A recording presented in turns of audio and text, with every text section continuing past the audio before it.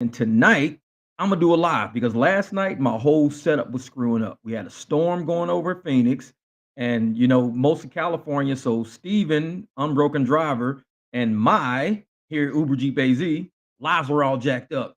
So we were hanging out with Vinny, Eddie, and Omar down in Florida. Eddie's down in Texas, screwing up. I mean, my thing was so glitchy, so bad. I really couldn't say much. So I kind of just sat there and just enjoyed the vibe, laugh every once in a while, try to get in the comments. But hopefully tonight's live has none of those issues. It's funny because when I just went to the store, I went to Home Depot real quick. So I came back and it was windy on the way back. So I'm like, hopefully it don't glitch, but we'll see. Now, I don't expect a whole lot of people to get in the chat and everything because this is very unplanned. I'm doing this just pretty much to throw it on my channel to kind of, go back and see how the audio works, how the video works. And I've done a lot as far as like trying to upgrade this studio, and I'm still working with. They got Gig Geezer. He's helped me with a few things, kind of talking me through microphone setups and all that. He's got a basic setup for now, but hold up, let me. Somebody just hit the chat. Thomas, what's good? Oh, Beyond Nine. There you go, Randy. You know what? I was thinking about that, getting the Ethernet wire, but my connection is all the way in my office. My office is in the back of the house. So, and this is in my garage. I don't really shoot from my office much because I do t-shirts in there. So I don't know. What up, Thomas, my man? Hope you out there doing delivery, making that money, man, declining that trash. I always see you over on Brian's page all the time, and I'm glad you guys are still keeping up with what's true with his page. DoorDash Sucks is a very different channel. It's very different. He talks a lot about serious topics, and he has no real fluff, no flair, nothing like that. He really digs into a lot of things from what's going on around us in real life to what actually happens in delivery and rideshare. So I kind of like going over there, just kind of peeping him out. He's kind of like watching, the news, but you can't really see his face, but you can hear what he's talking about, and you can always go research what he's talking about. Gives you something to think about every once in a while. Beyond, hey, my car is clean. Hey, you know what? It's funny. Every time people get in my car, they go, "This Jeep does not have 254,000 miles on it." Like, yep. Hey, I keep it clean, man. Go Pub Phoenix. I might do that. I don't know. Ooh, $159 doing Spark. Okay, okay, that's what's up. I like it. No, but yeah, a lot of times, I'm always pulling over while I'm driving, and I'll sit up there and I'll do my wheels, I'll clean all the dust off. I keep about 4 or 5 rags in the back in a plastic bag in the back of the trunk of the BMW. Because whenever I pull up, I make sure all the dust is off. I got the spray wax. This is my spray wax. This stuff here. So this is the best spray wax I've found yet. I've used a lot of spray waxes. This one's the best. And so I buy like in bulk. I'll buy like 4 or 5 of them. I got one in the back of the BMW. I think I got one in the back of the Jeep and 3 on the shelf. But I'm always the Jeep's a 2011. It's a 2011. It's a manual. So I got videos on me taking a transmission out, putting in a bigger clutch and all of that stuff. I needed a 400 horsepower clutch because I end up supercharged the engine. So once I supercharged the engine was too strong for the stock clutch. I think I was running 155 horsepower when I bought the Jeep. Now I'm up to 370 horsepower. So I had to swap out the clutch. A lot of people go, "Oh, if you switch out to a supercharger, you don't need to swap the clutch out." In a manual, you do. You can try to move these big wheels on the stock clutch, but you're gonna put hot spots all over that clutch. So you can cheap your way through it if you want to. I tried. I drove on that stock clutch for about a year to the point where I was trying to leave stoplights, and it was like, okay, I'm not going nowhere. So I hurry up, got it home, dropped the transmission out, put a 400 horsepower clutch in it. Thing runs perfect now. What up, Ryan? My man. Salute. Hey, somebody tell me, how's my sound? Does this thing sound pretty clean, or is it too choppy? Is it echoey? Because I can't really hear. I don't have headphones on, and plus I don't know what it sounds like on your end. But I try to, do the best I can do making these videos and these lives and everything. Because I know a lot of people listen to this stuff while they're driving around in the car. So okay, cool. No chop. Perfect. Perfect. Appreciate that, Randy. My man. Yeah, but so I'm trying to do lives, and I'm gonna try to do a few like podcast type things. So as people are driving around, you can listen to them. Which means I won't be able to like get down and dirty on these, my lives as much as I like to, because you know me, I love to, dig into it, have the real garage conversation. And a lot of people can't deal with it. It gets pretty heavy because they hear a couple of, motherfuckers, or they hear some shit, and next thing you know, they like, oh my God, I got my kids in the back seat. But I'm gonna try to, keep my videos a little cleaner in the future. But shop the Uber cars. See, I know. Hey, you need that supercharger to climb hills. Trust me. When I first bought this Jeep, it was stopped. So I took it out to the desert and I was going through a dry riverbed, huge rocks. So I'm climbing through this riverbed. And I mean, I could feel the Jeep trying to go over, but the RPMs are going, but the clutch is slipping. So I had to like get a running start to get over some of those rocks. Now with the supercharger and the upgraded clutch, I could pull up to a rock at a dead stop and just whoop, pop right up and over it because it really grabs and it goes up and over. So cool, cool. I appreciate it. Well, thank you, brother. Thank you, my man. Like I said, a lot of times, I try to do lives during the week and I get caught up. Like this week, one of my clients came and dropped off that Dodge Ram. Next week, I might have another Jeep Wrangler coming in. The 2019 might come in because right now it's sitting at the dealership and they're getting some pretty high prices on, how much it is to fix it. So the guy's gonna probably come drop it off with me. We're gonna order the parts. I'm gonna get it all taken care of for him. I mean, it's just basic stuff, but when you go to dealerships and they're giving you $2,000 quotes on things that I could do for about $700-800, I mean, that's a big change. I mean, you save pretty close to $1,800-1,900 on a single repair just coming through me. I've been doing this for a long time. One day I'll have to make a video to actually show all of the stuff I used to work on. Like I used to work on 18 wheelers at Home Depot. This guy pulls up to Home Depot, 18 wheeler was running hot. So he calls and somebody says, hey, call Jeff. He fixes, trucks. Guy says, hey man, do you fix 18 wheelers? Can you fix diesels? I'm like, well, what's the issue? Running hot. So I shoot down. Sure enough, his fan clutch is stuck. So he drives, picks up a fan clutch from Volvo, drives all the way back to St. Louis. I was in St. Louis at the time. And I sat right there in the parking lot, installed the clutch, took everything apart, put the fan clutch back on. Took me a couple of hours, but I mean, dude paid me cash right there on the spot. Home Depot truck just dropped off a delivery, and he was doing the delivery for him, I guess. And he needed somebody that could do it right then and right there. And the pay was pretty good. But that's the kind of stuff I do. If I wasn't doing rideshare, I'd probably be doing more garage stuff. But I enjoy driving with people. I enjoy listening to music and all that. Oh, okay. Let's see. Wait a minute. Thomas said his acceptance rate is at 5%. Jeez, man.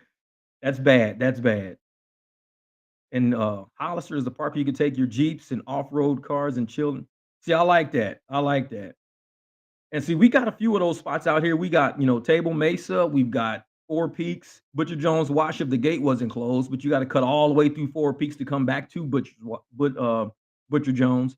But it's just pretty cool stuff like that. I'm always out looking for something to do on my days off or whatever. I'm about to order some new Jeep tires. Probably next week. I'll probably pick them tires up. But I want to get some new tires because I want to do something else with it because it's about to be summertime, spring. I don't want my Jeep to be down. So I'm going to do it right now while nobody's really out doing any off-road and all of that. So I'm going to go throw some big 37s back on there. I got 37s on there now. They're kind of worn a little bit. So it's time to throw some bigger ones on there. But we're going to have fun with this Jeep this year. I'm going to have a lot of fun with that Jeep. Let's see. What else we got up here? All right. I see what you mean. My man. I'm going back through some of the comments right now. This is funny. I like this. Hey, I'm big on keeping my cars clean. That's one thing I am. I'm big on keeping that car clean because, I got a few cars and I got the motorcycle and I like to come home and however I feel, I want to just get in the car and take off. And that's the joy about rideshare. It gives you the flexibility to say, hey, you know what? Today I just want to do something different. I only want to drive 3, 4, 5 hours maybe, but I want to go cruise and I want to do something. So I'll get on the bike. I'll, park the car, park the Jeep or whatever, get on a motorcycle, take off for a few hours. Not a lot of jobs allow you to do that. Rideshare allows you to do that. So that's why, people who are just in it for the money, that's cool. Be in it for the money. I'm in it because I love life. I love life more than I love money. The love of money is the root of all evil. The love of life is just, it's all love, man. It's like life. I make enough money to where I can live. So I don't need to be greedy. There's other drivers out there that can, take some of the load. They can go out there and drive. Like I said, I welcome all the California drivers in, the the Nevada drivers in. Come, if you're gonna carry some of our load, come carry some of our load for us, because that gives us time to enjoy life, to kick back, go swimming, do something different. I love life. Having money is good, but if somebody told me, Jeff, if I give you everything for free, anything you ever want, I gave it to you for free, how much money do you want? I wouldn't need money, zero, because you'd give me everything for free. I'd have the house I wanted, I'd have the cars I wanted, the clothes I wanted, take the trips I want to take. I wouldn't need money. Money is a tool. Money is not the true value or the true measure of success. Money can get you things, but if somebody told me, Jeff, I'll give you everything you wanted and you never have to make money again, what would I need money for? That's my whole point. So you got to look at money as a tool to get what you want out of life. And if you're already getting out of life what you want, then you really don't need that much money to enjoy it.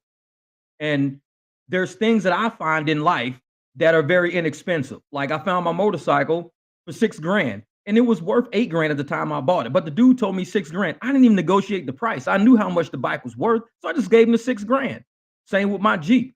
They wanted like 24 for it. I offered them 16. That was it. They'll take it. 16 grand, it's yours. And that's how I am. I'm not really that hard up for money. I'm hard up for life. I want to live life so bad that if you told me, would you rather go out and enjoy your day today or would you rather go to work today? I'd rather go enjoy my day. And rideshare just so happens to be the type of industry where you can enjoy your day while you make money. Just so happens to be that type of industry, because we have a lot of fun in rideshare. A lot of people don't like it. A lot of people call it a rough, rugged grind. I mean, it's pretty stressful. I think it's stressful, but you can kill that stress by thinking of other things as you do it. Like when I'm driving with people, we're laughing, we're joking, we're having fun. I'm being paid the whole time and they're paying me and we're having a great time. Like we friends. By the time we get out, I done gave them a business card. We laughing, cracking up and everything. It's less than a grind. It becomes just like a part of my day. Rideshare becomes a part of my day. Keep it enjoyable, keep it light, keep making money with it. So you don't feel like you really, stressing to make this money. You're not really struggling to make the money. And when I had a job, it was a struggle. It was truly a struggle because I did not want to get out of bed. I didn't want to go to work. I would just lay in bed like, man, I just need another 30 minutes laying here, another 30 minutes. With rideshare, you don't do that. You get up, I'm like, dude, my car is clean. I know it smells good inside because I put all the leather protecting on the night before. Because a lot of times when I get off the night before, I'll clean it before I go to sleep. So when I wake up, it's already ready. And it's like, it excites you to walk outside to see a nice clean car sitting there just waiting on you to drive it. Already got to have a tank of gas in it or a full tank of gas. And all you're going to do is like turn the app on, head to the airport, pick up somebody, laugh, $45. You're like, man, this is already, how can you hate that life? That's a good life. I think for me, it's a good life. But if you got to wake up and it's a struggle to do something, that's your life. You don't get this time back. Every day that you let pass is a day gone. You don't get that day back. So make that day about enjoying it. I can always make money. Like I said, I didn't even work this week, but I had a client drop a truck off. Next week, I had another client dropping the car off. So I don't have to do rideshare nonstop around the clock. But I can kick back sometimes, just enjoy time with y'all. And that's what I like to do sometimes. Just get online, see how people are doing. Because luckily, what up, Ron, my man? Yo, my girl Kiki, what's up? Yeah, but I like to get online sometimes because we just so happen to develop a community of drivers who love and respect each other. And I mean that like in a really general, great way. We love and respect each other. Will I live stream? I don't know if I'm a live stream if I fix cars. That'll be cool though. I could probably do that, but I'll be moving around a whole lot and it gets loud. The air compressor gets loud. But we just so happen to create a community of drivers that we love and respect each other, and we check on each other. We check in with each other. This is not, a lot of channels, the people get on there and there's too many haters in the chat, the comments and everything, and it knocks you off mentally. It knocks you out. I love coming to my channel because I know I'm gonna get on there, see somebody say, hey man, I just cranked out, $152 in 5 hours. Good shit. I love it, man. Somebody's gonna get on. Hey, man, I just did a ride just now. It was a $30 ride. Dude gave me a $40 tip on top of it.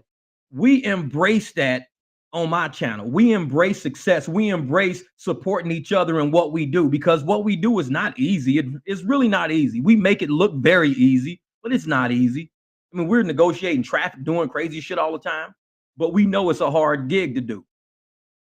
Hey, Live Lux, yeah. Oh, I just run it on Lux. I don't do anything except Lux. I used to try to do the all options. Yeah, that got me caught up right there. They had me doing like 4 or 5 Lyft rides and would throw me 1 Lux. But the whole time I was doing it, I could have probably did 2 more Lux and made 3 times the amount of money I made. So you got to be efficient. That's the way I say it. But I love being on this channel, especially, talking to all the drivers, because we truly support each other. And I moderate this channel. I keep the haters away from the drivers because I don't like it. It's disrespectful. We don't walk into any company out there and start messing with the employees. We don't walk into AT&T and just start talking shit. Oh man, this job sucks, dog. I can't believe you working here. You stupid, man. This job is work. We don't walk into nobody's company talking crap about them. We don't do that. But people come on our channels, the only way most of us can communicate, and this is what they do to us. They try to mentally beat us down, berate us, devalue us. And when it comes to my channel, I stop it. I can't even tell you how many people I got on my block list, because I'll see somebody leave a negative comment. I'll remove it first. That's their first warning. When they go back and say, damn, he removed my comment, that means I heard you. Don't do that. You do it a second time, I'm gonna block your ass, then remove your comment, because my drivers on this channel deserve respect. We're getting people to and from their child, to and from work. We take people to and from hospitals. We're putting people that belong in hospitals in an ambulance in our car, getting there. What up, King James, my man?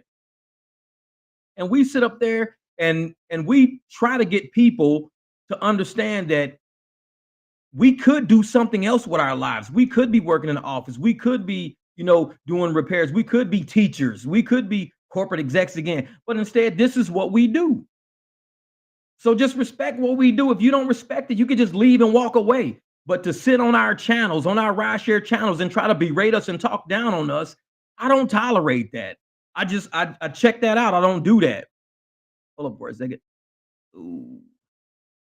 I'm trying to do something with Kiki here.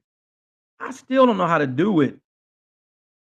Yeah, I gotta figure out how to do moderators, because I wanna get have Kiki allow her to like post comments and stuff like that. What projects am I working on? Well, right now, I went east today to go pick up an axle for this Dodge Ram. Get there, they didn't have one at their location, but it was one on the west side. But because I went so late in the day, I didn't have time to drive back west to get that axle. So I wake up tomorrow, go pick up that axle. I'm gonna get this Dodge Ram out of here tomorrow. My parts, the other 2 parts are being shipped in, so they should be here tomorrow. Get that Dodge Ram out of here. And he gave me a big chunk of cash in the beginning, but we didn't know how deep it was, so he owes me a little bit more. He'll take care of it. The dude's good. He's a company owner. He's good for it. Then I'm gonna probably drive this weekend and wait till Monday or Tuesday, get that Wrangler in here. So when the Wrangler comes in, that'll take me maybe 3 days to fix, because I got to take everything apart, order the parts that they need. He thinks they need certain parts, order those, have those come in, put that together, have that back out of here. I'm also another project. I need to finish building my rear patio. I got 3 beams left to do, because I'm trying to build like an entire enclosure around the pool, like the back patio, the pool, because I want to be able to walk on the banks. In the summertime in Arizona, the concrete is so hot. So you have to put shade on everything. So I'm building a ton of shade around the pool so you can walk around it. Otherwise, you got to stay in the pool the whole time, because my dogs don't even like to go outside to use the bathroom. I got to hose all the concrete down just to get them to go outside, because it's too hot for people to walk on. It's way too hot. So yeah, and hey, Kiki got an ebook out, y'all. I'm gonna tell y'all about this ebook. Woo, man. It's very professional grade.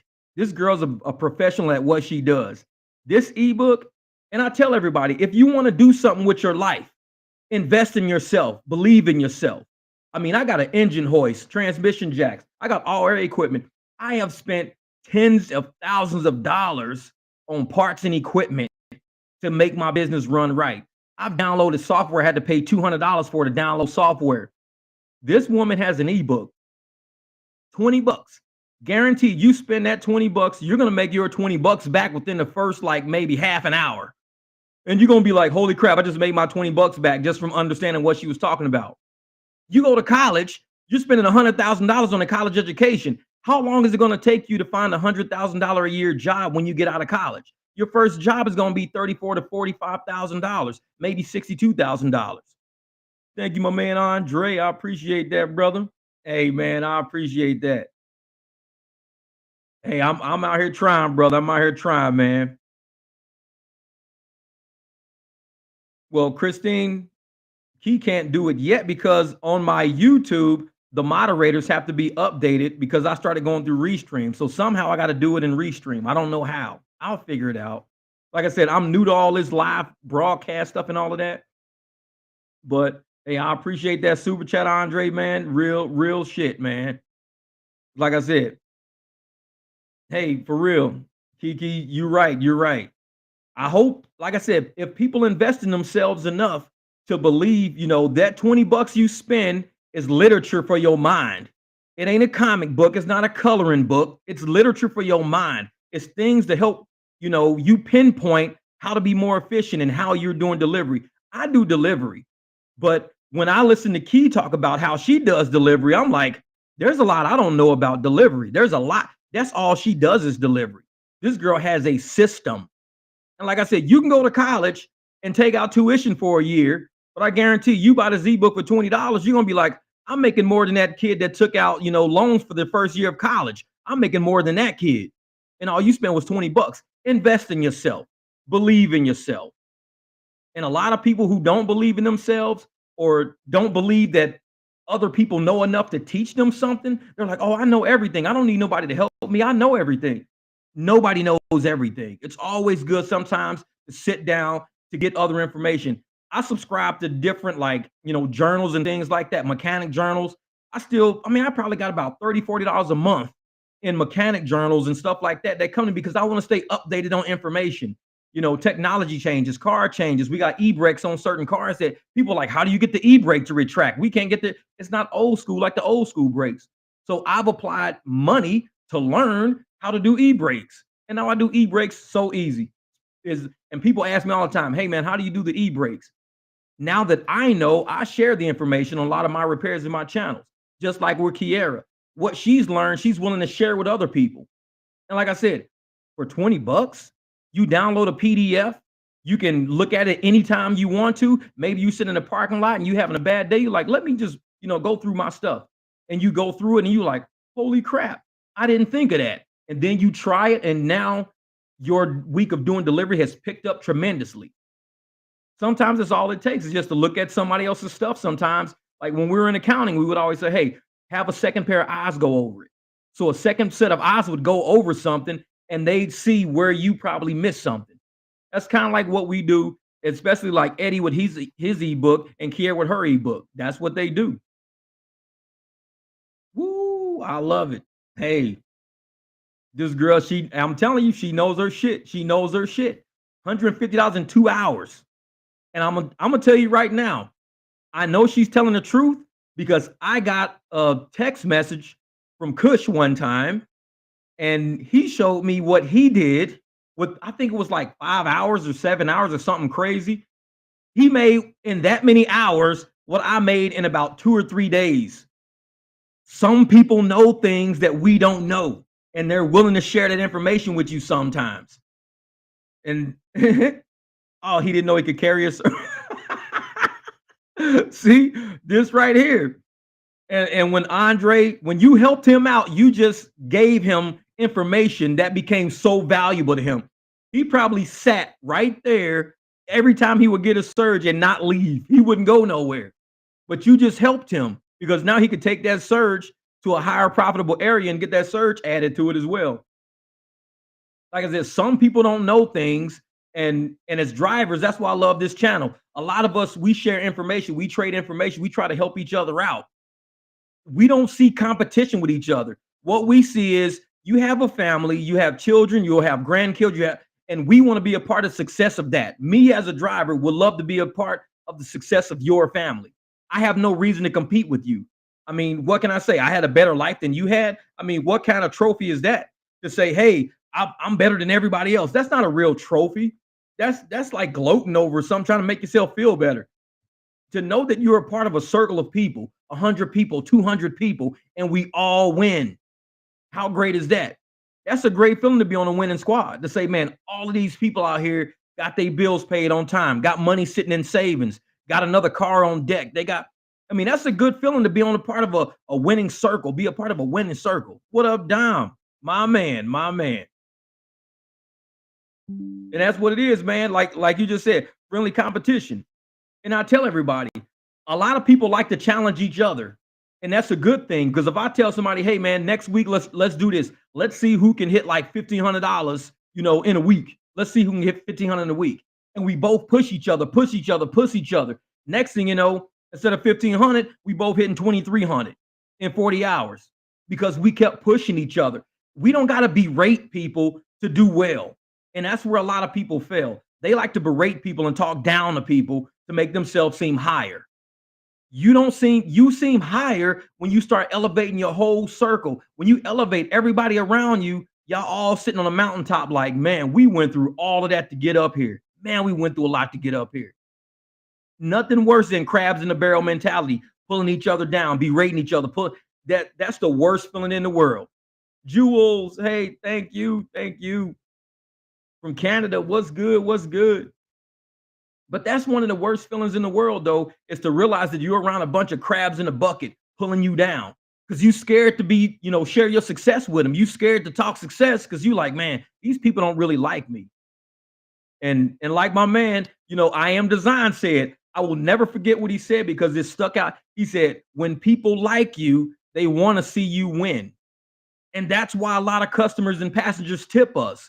A lot of people tip the delivery people, and a lot of riders tip the drivers because when they like you, they want to see you win. They don't want to see you lose. The only people that want to see you lose are the people that don't even like you. And a lot of people that don't like you won't even admit they don't like you. They'll just keep hanging around you, waiting to see a train wreck, trying to make you fail and sabotage you. That's all they do. Thank you, Miss Jewels. Miss Jewels, I'm telling you, lady, hey, you doing good out there. I appreciate it. I appreciate it. Hey, Dom, that's what happens, man. You be sitting there just at the table eating, and all of a sudden you get an Uber notification and you open it up, and it's like a little one. You open it up, it's like $9.98 tip just now. And you look at the date, it's like the 13th.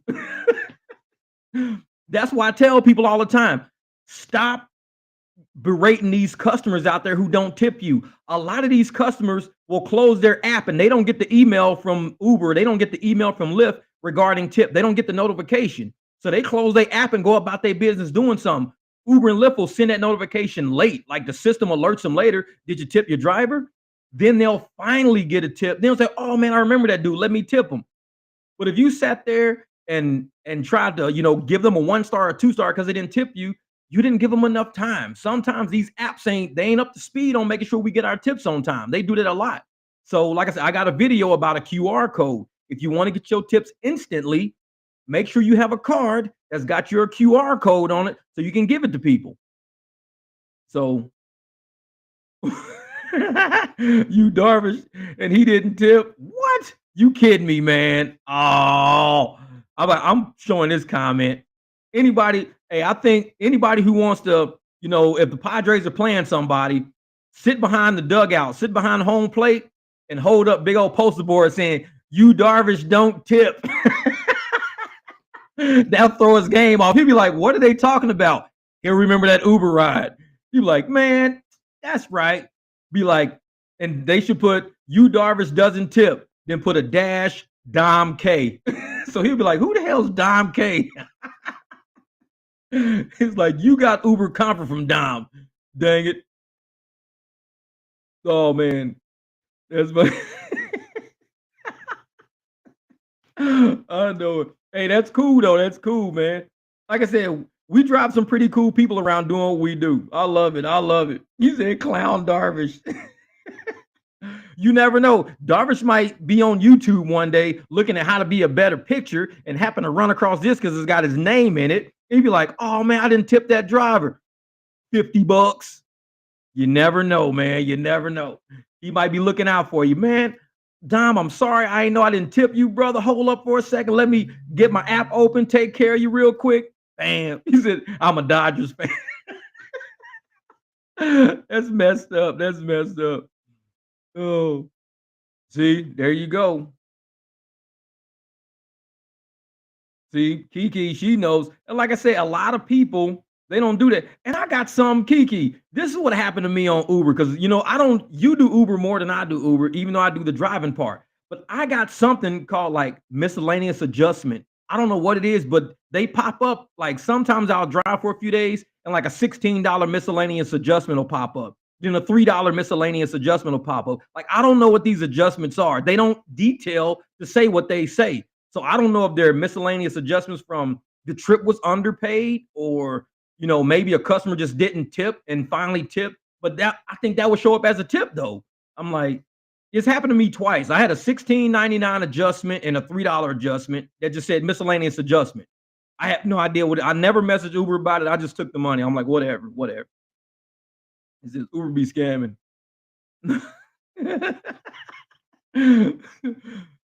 $12 surge, 11. No, man. You know what? I had a surge one time. It was for like $12 or 15. It was some number. It was a double digit number, but I ended up getting like $7. It was a double digit number I got, and it dropped into a single digit when the surge came up after the ride. I never called Uber because I don't really like talking to Uber, man. I don't like them people because they always they waste my time. It feels like I can make more money just by working and not dealing with them. And I think they do that shit on purpose. They be like, yeah, let's just irritate these people so they don't ever call us no more. So I'm like, forget that. I'll just keep working, keep working. They can keep the $3, $4, whatever they just scam me out of. It's not worth my time. But he said Uber be scam. Packs, they be getting it. What? Uber, and they added a boost to it. Damn. Dude, I don't get boosts. It be saying I be in boost zones and stuff like that, but I never get boosts. I don't know. I think Uber you playing me on that. Cause it'll be like $1.50 boost zone or something weird like that. But I never get it. See? Because that's what they be saying, $1.50 bonus zone, $1.50 bonus zone. And it's like, I never get the $1.50. Now they tell you $3.50, but they give you $1.50. That's my $1.50 they probably giving you. Oh, underpayment on mileage. Yeah, yeah. You know what? King James said something about that because what he does is he'll be calculating mileage aside from what Uber's telling him, and he'll call in. Like King James always says, man, they short me on mileage by it was 28 miles, but they said it was 25 or something weird like that. He's always doing that all the time. So yeah, I think that might be what it is because I never call Uber, so I never know what they doing it for. I just say, okay, I get it. They told you to reinstall the app. Okay, that's probably what it is. It could be that. It could be something with the app not being reinstalled.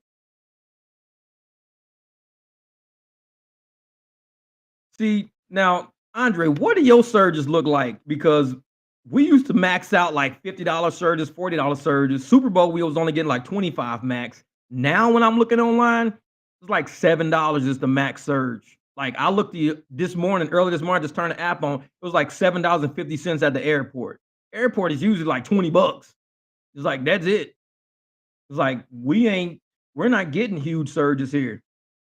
And I don't know if it's like 750 is the starting point. Like let's say it's 750 and you get to the airport, then all of a sudden it jumps to 11 when you actually end the ride. I don't know because I'm just like, yeah, 750 is not enough. Not for air because that airport in the morning be crazy. Terminal 4, if you come in Terminal 4 in Phoenix Sky Harbor and you come down to 202, you better off coming down University and taking 40th Street or something and wrapping around and coming, through that way. Don't come down to 202 because you're gonna be sitting in a mile worth of traffic.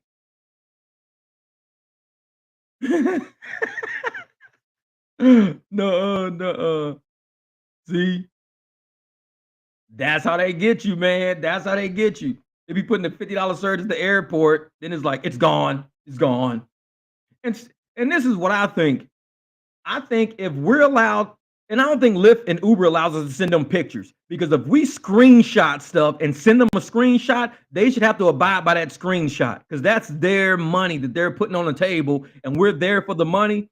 And when they pull it, we should be able to say, hey, you owe me this adjustment based on the screenshot of where I am and I'm in the surge or whatever, this and that. Man, it's crazy, man. Crazy. Yeah, man, that part.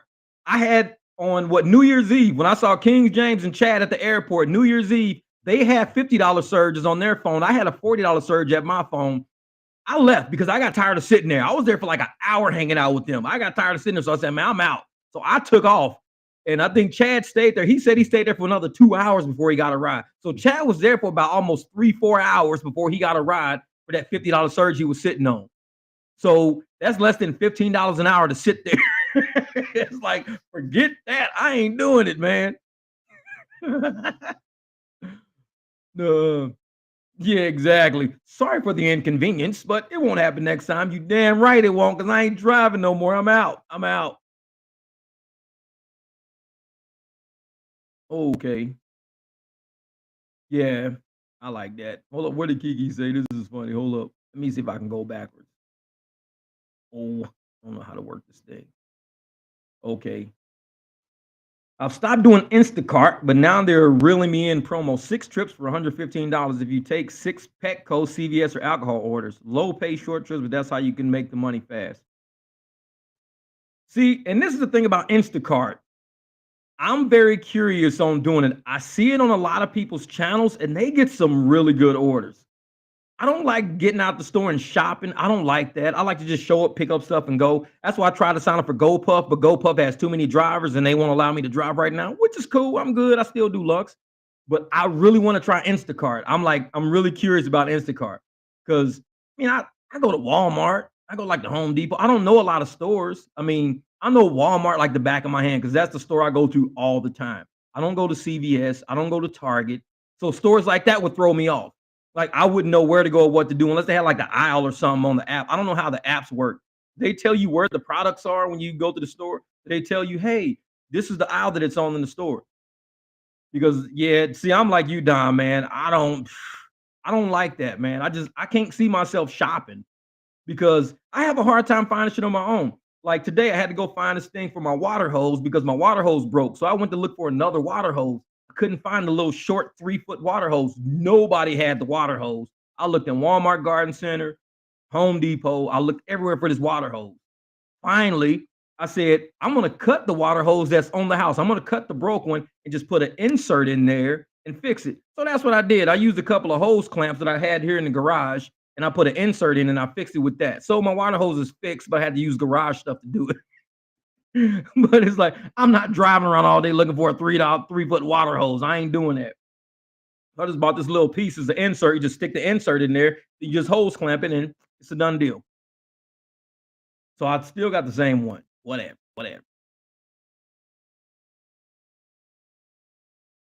What did you say? He says, you don't make enough money to go grocery.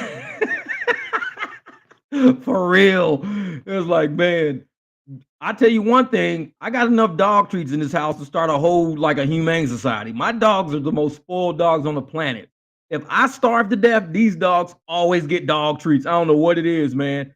Because I don't want them to eat my food. So I'm constantly buying them dog treats so they stay out of my face.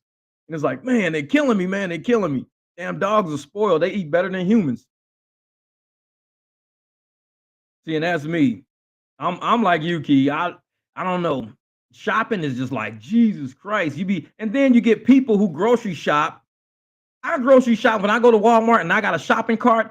I drive my shopping cart like I drive my car. I'm always on the right side of the lane. I don't drive down the center. I don't go down the left. I go on the right side. If I need something on the left side, I'll park my cart, like parallel park that shit right in front of the cookies, and I'll walk and get the crackers and come back to my cart. My cart don't have to follow me everywhere I go. Sometimes I'll park my cart somewhere and I'll walk to get some and I'll come back to my cart. Ain't nobody stealing that cart. They only want the stuff that's in there any damn ways. It needs a Jeep car too.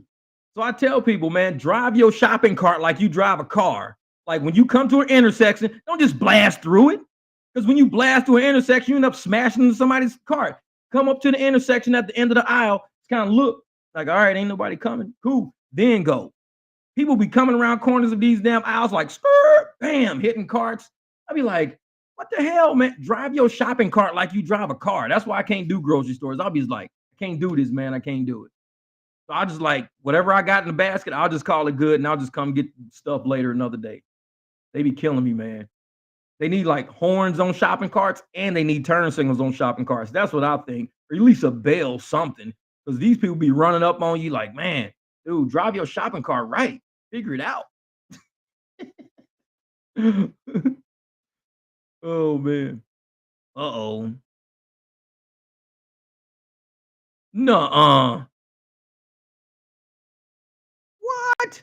8 miles? I would have did that. Hell yeah. And it's probably wasn't a heavy tent anyways. It was probably like one of them little lightweight, weird tents they put together real quick for like picnics and shit like that. So man, that's a good deal. I'd do that. I'd do that. And then Gig Geezer was telling me about Roadie. Now, Roadie says I could use my Escalade because they don't base nothing on age of your vehicle. Now, I use that Escalade a lot for work. I've had engines in the back of that Escalade. I've had transmissions in the back of the Escalade. So if I use that, then I can like kind of park the other cars and see how Roadie does for like a day. Just drive around taking heavy shit, dropping shit off everywhere. So I don't know. I might try. I've been looking at Instacart and I've been looking at Roadie. Like I said, I love people. I love driving people around. I love, doing Uber Eats and stuff like that. But sometimes you got to just mix it up just to make sure you can be on task in the event that you get deactivated from an app. Uber can deactivate me tomorrow because the customer could have lied and said, hey, man, this dude just cussed me out because they see me on the internet cussing. And I never cussed them out. I probably didn't even take them nowhere. Or they could say, Lip Lux, yeah, he dropped us off in the wrong area. I wasn't even this and that. These apps will deactivate you without even investigating. So you got to use a whole lot of different, apps to make sure you on the up and up. So what happened, Uber G key? Hey, do it. Hey, do it. Hey, I think, yeah, if Key got a Jeep, yeah, trust me, you should get the Gladiator though, the bigger one. Because with the Gladiator, you could put the cover on back, and I mean it's like massive. The Gladiator it's a massive truck. Does everything a Jeep can do, but it's like much bigger. Because with a Jeep, you got the seats and all that crap in a row. The Gladiator is something I'm telling you, you could put a tent on top. You put that tent rack on top. Trust me, you can live in a Gladiator is an end of the world type of truck. That's what I think it is. I mean, you can survive anywhere. Big lights on the top, tent on the top, all your stuff on the inside. Please. The only thing is the gas might be more than Gladiator, but I think they probably got some not turbos, but the eco ones, the 4 cylinders or something like that. But I don't know. Okay, Dom said, your thoughts on making us employees. If they provide the car, the gas, vacation time, hours, $30 per hour, would y'all do it? $30 per hour. $30 per hour.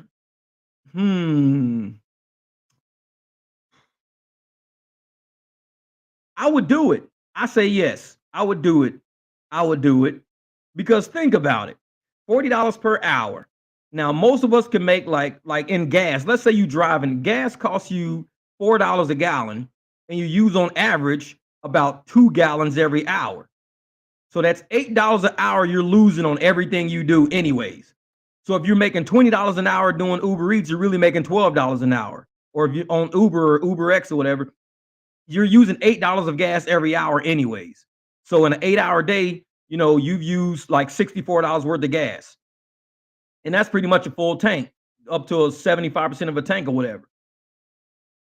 So if you're using $8 already, I mean, even people that's making $30 an hour doing Uber and all that, they're really making $22 an hour because you're using $8 worth of gas. So you're really making 22. So I don't know. I think being in $30 an hour and I don't have to pay for any gas, that means if I work 40 hours, that's $1,200, $1,200. That's mine. Gas is already paid for. Vacation is paid. If I get sick and I can't work that many hours or whatever, I can take, a couple of hours off on Friday or whatever. I don't know, man. And they provide the car. So I ain't got to worry about the car note. I ain't got to worry about the oil and all that shit on the shelf. I have empty shelves behind me. I'm thinking, I like the 30 bucks. Employee at 30 bucks an hour, deal, deal. You ain't even gotta ask me twice, deal. I would do it because I'm reliable, I'm dependable. I'll show up for work, so they ain't gotta worry about, well, this dude might not get online. I mean, if you pay me 30 bucks an hour, and if I could work an 8-hour day, that's $240 a day, and I spent zero on gas, zero on car. That's a damn deal. Because if you make $240 a day, but you drove for 8 hours using $8 worth of gas, that's $64. You really only made about $180 for real. Because if you made, let's say, wait, 280, well, no, 240 minus the 64 will put you back to the 180. So yeah, you'd be at one. I don't know. That's a good deal. That's a good deal. Also, we do get cash tips too. So if we get cash tips on top of that, we keep our cash. No brainer, no brainer. I do it. Smash the like button. I love it. I love it, Andre, my man, my man. I don't know, but see, a lot of people have a hard time being an employee, and I've been an employee most of my life. This is the first time that I'm really, a contractor. Even when I ran my own garage and I had a 3-car garage in St. Louis and I was doing my own work, I was like a small business owner. I wasn't a contractor. I had to do my own marketing. I had to do my own, shipping, receiving, my own warranty work. I had to do a lot.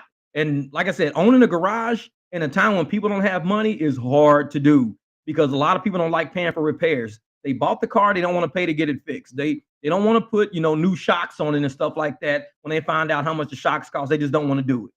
So gig work is new for me. This contract stuff is new for me.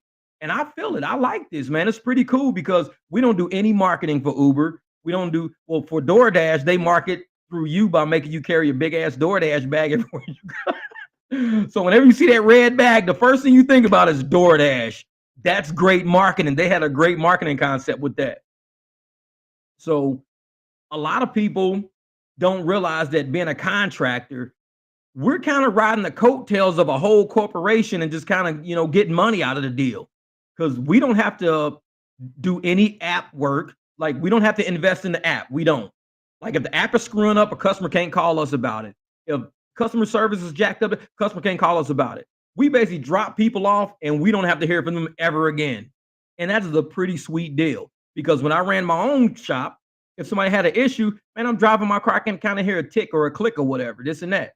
All right, bring the car back. Let me check it out. Sure enough, it could be like the dust shield on the back of the brakes probably got bent during the repair, like just putting the wheel back on, and then now it's touching something. So things happen like that all the time. But we have a pretty sweet deal with gig work. I will say that. We have a sweet gig deal. And being an employee, which we all have pretty much been, kind of takes a lot of heat off of us, all the extra heat off of us. Sitting there saying, I don't have to pay for the car. I don't have to pay for the gas. I don't have to deal with this, that, blah. People who are employees are spoiled. Trust me. You go there, you fill out paperwork to get the job. You become an employee of the company. The water fountains are already there. The bathrooms are already there. The office equipment is already there. The network is already built. The telephones are there. The receptionist is already there. All you're doing is walking in the building and doing what you're told to do and cashing the check for it. That's a pretty sweet deal if you think about it. You don't have to do, we as Uber drivers, we've got to go out, buy the right car, buy the right tires, get the right gas, not get bad gas from a crappy gas station. We've got to buy the right clothes, the right shoes. I mean, it's a lot we got to do as gig workers. And I believe that we should be paid more. I think so. I think we should be paid more. Yeah, and we get paid every day too. Yeah. That's the best part right there. And you know what's funny, Dom? I used to not download my money.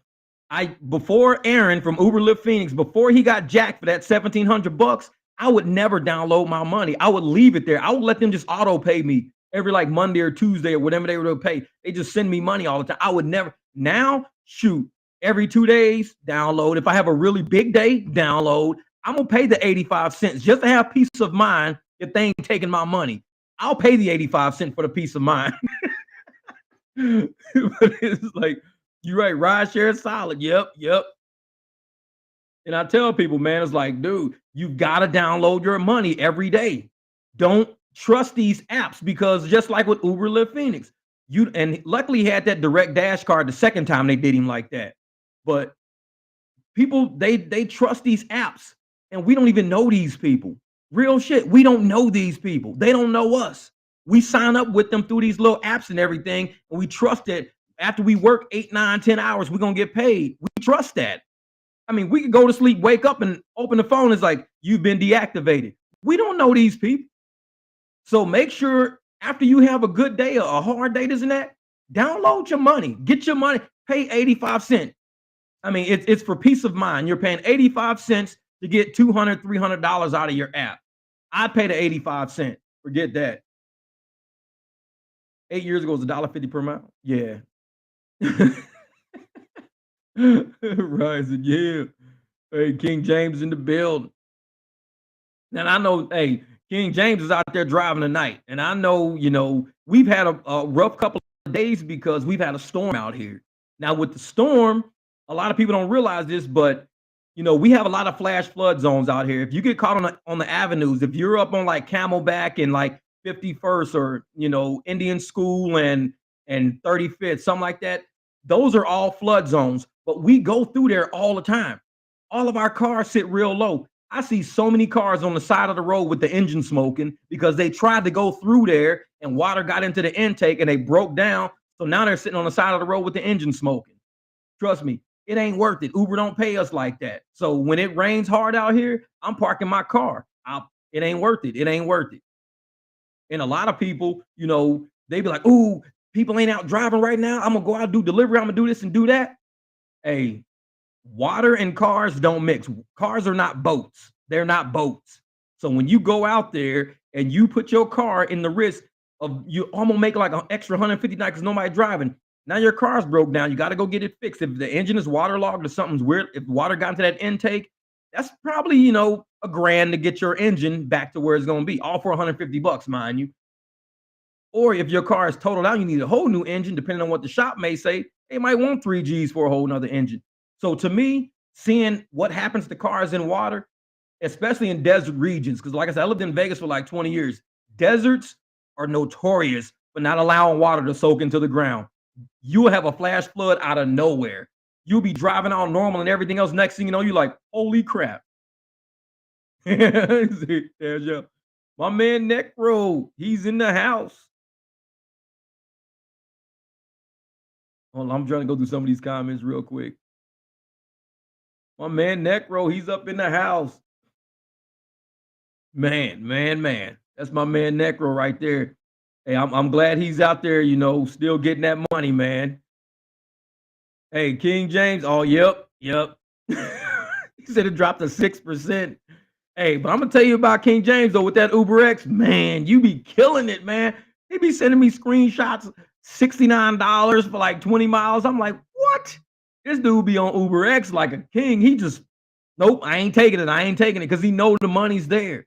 And Uber sends like, because Uber got that price variance where they'll keep sending rides all around. I've gotten the same ride back to back, and it jumps up $1 every time somebody declines it. So if people are far away from it, it's more miles. So go to an area where there's not a lot of drivers, like kind of like North Scottsdale or something like that, and you're gonna start seeing the same rides pop up in your queue, but it's gonna be worth more every time because they try to send them to everybody else, and they're not taking them. And you still sitting at the Quick Trip just waiting, and now it pops up 10, 15 other drivers declined it. Now it's like $8 more than what it came to you the first time. You're like, okay, I'll take it now. It's like I do that all the time.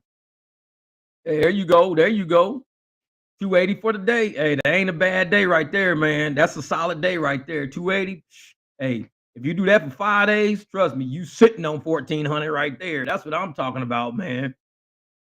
And I'm one of those people that I love to drive. Like I used to like to work 3 days and I would only work weekends, but now I'm kind of feeling this week traffic. I like the weekday traffic because it seems to be moving a lot. It gets you going and it gets you juiced up for the weekend and ready for the weekend.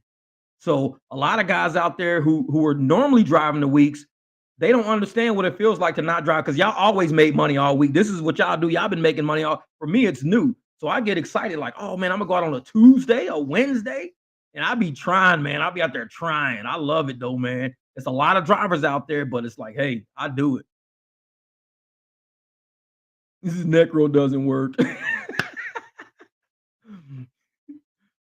Yeah, you're right. You're right.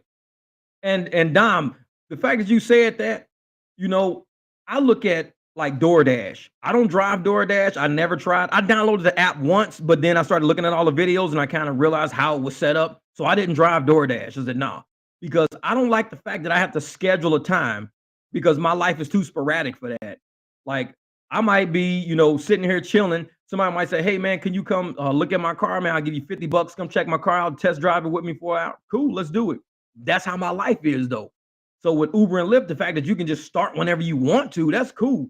With DoorDash, they give you areas of what like time slots you can drive in. And if you try to go in outside of your time slot, they don't allow you to get online. I'm like, dude, this might be the time you ready to make money. They're like, nope, you can't get on. Like, forget that, man.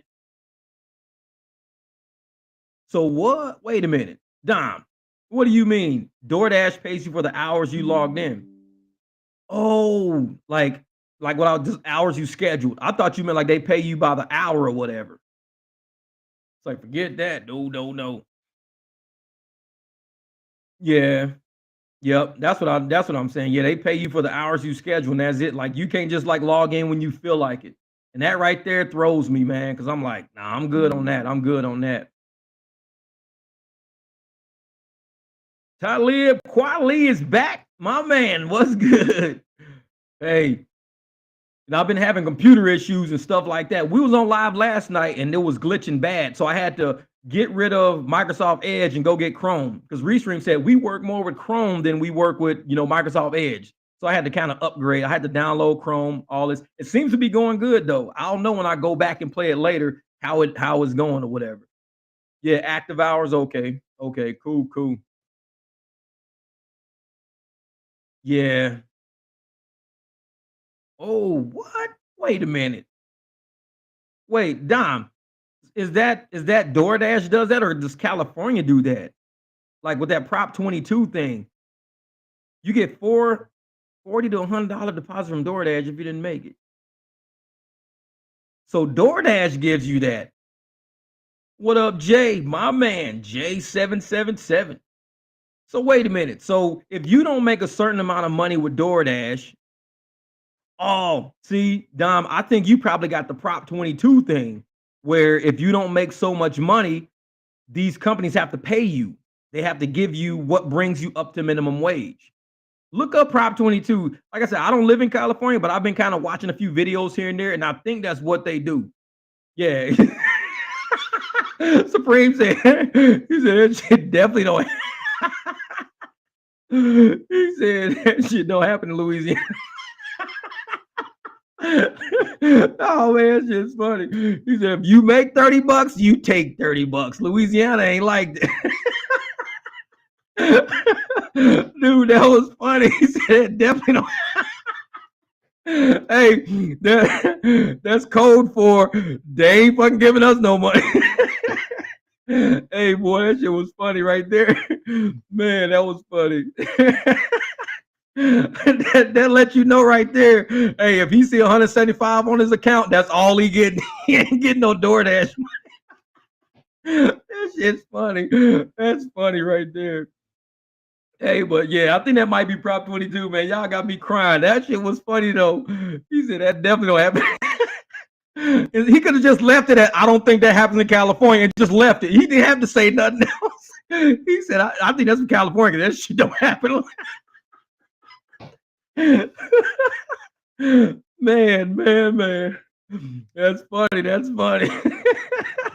He didn't even have to say nothing about Louisiana. He could just left that alone, man. That shit was funny as but uh, oh, Thomas, brother, I appreciate that, man. Oh yeah, to show me the money. Oh yeah, that's my man Sergio and all of them, man. They're cool, man. I love them guys, man. Yeah, like I said, Sergio, I've been knowing him for almost a year now, and I've been watching, show me the money for a long time. And those guys, they stay on it, man. So I appreciate you coming over to this side and checking us out over here too, man. I appreciate it. Because I know Wednesday nights we do a live every Wednesday night, so you got to come check that one out too. Yeah, man, I got my eyes watering, dude. That shit was funny. That was funny right there. He said that definitely don't happen in Louisiana. That shit's funny. Man, man, man, man. Nah, bro, I appreciate that, Thomas Loud, man. Hey, I tell people all the time, a lot of people can't deal with my energy, man. Like I said, we get a lot of because we've been seeing the energy in rideshare dwindling. It's been going down, and a lot of people, we get upset. I mean, just like with anything else, with sports, we see $1 million sports players upset. We see multi-million dollar sports players complaining. We see them having tantrums and fits. So if somebody making that much money can have a bad day, we can have a bad day. But a lot of these channels out there, they don't ever want to see like the good side of it. They just want to keep having a bad day. It's kind of like imagine seeing a basketball player always complaining every game, always complaining all the time. You'd be like, dude, but at least you're making something. You're not struggling. You're not. But some of these channels, they just don't know how to see outside of the struggle and see the benefits of what we got. Like I said, there's a lot of things that I can do, and I tell people all the time, find something else you can do to make money other than rideshare, because rideshare is not everything. It's not. Find something else you can do other than rideshare. I mean, follow Key's tracks. She's got an ebook out there. She's doing stuff with her ebook, and she's trying to make sure that other people, get success in doing delivery. Her life is dedicated to helping other people get success in the areas that she's became successful in. That's her thing. So when she's not out driving and doing delivery, she's working on her ebook. She's honing her craft. She's getting her literature together. She's making sure other people out there have that literature so they can help themselves in the markets that they're in. Me, I do a lot as far as like I've run a t-shirt company since 2015. I started a t-shirt company. One day I'm gonna do a video about that to show people how easy it is to start a t-shirt company on your own. Like you don't have to go through all these t-shirt places and stuff like that. It's very easy to start a t-shirt company on your own. I started mine back in 15, still running to this day. I mean, I got crazy inventory, stuff everywhere. But always have something other to do other than rideshare. Yep. You right, brother. You right, brother. You gotta, it's like a stepping stone. That's it, man. You want to use it, get as much cash out of it, because the day will come when a customer plays you and you have been deactivated showing up on your telephone. When you pick your phone up in the morning to get ready to go online, it's gonna say you've been deactivated. You're gonna be upset. Don't let that be the only thing you're doing to get money, because then they have you by the balls now. Now you got to play their game.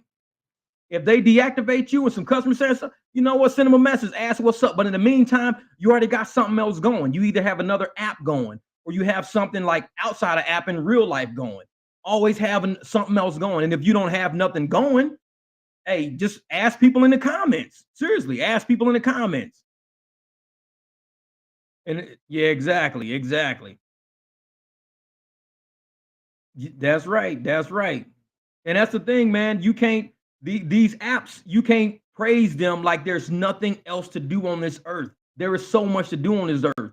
I mean, we have children right now that don't know much. You can educate kids. You can get your license to have a small business where you teach kids stuff. You could teach kids how to read. You could teach them how to speak another language. You could teach them how to, do breaks. You might take a group of teenagers in and say, hey, man, I want to run a basic maintenance shop for teenage boys. And I can charge X amount of dollars per teenage boy. If I got 10 boys a day and the shop is $25 a day, that's $250 a day. I'm teaching kids how to change oil, how to change brakes on a car, how to do something like change out the windshield wipers, how to take a car seat out and put a whole car seat back in, just basic stuff like that. And a lot of people,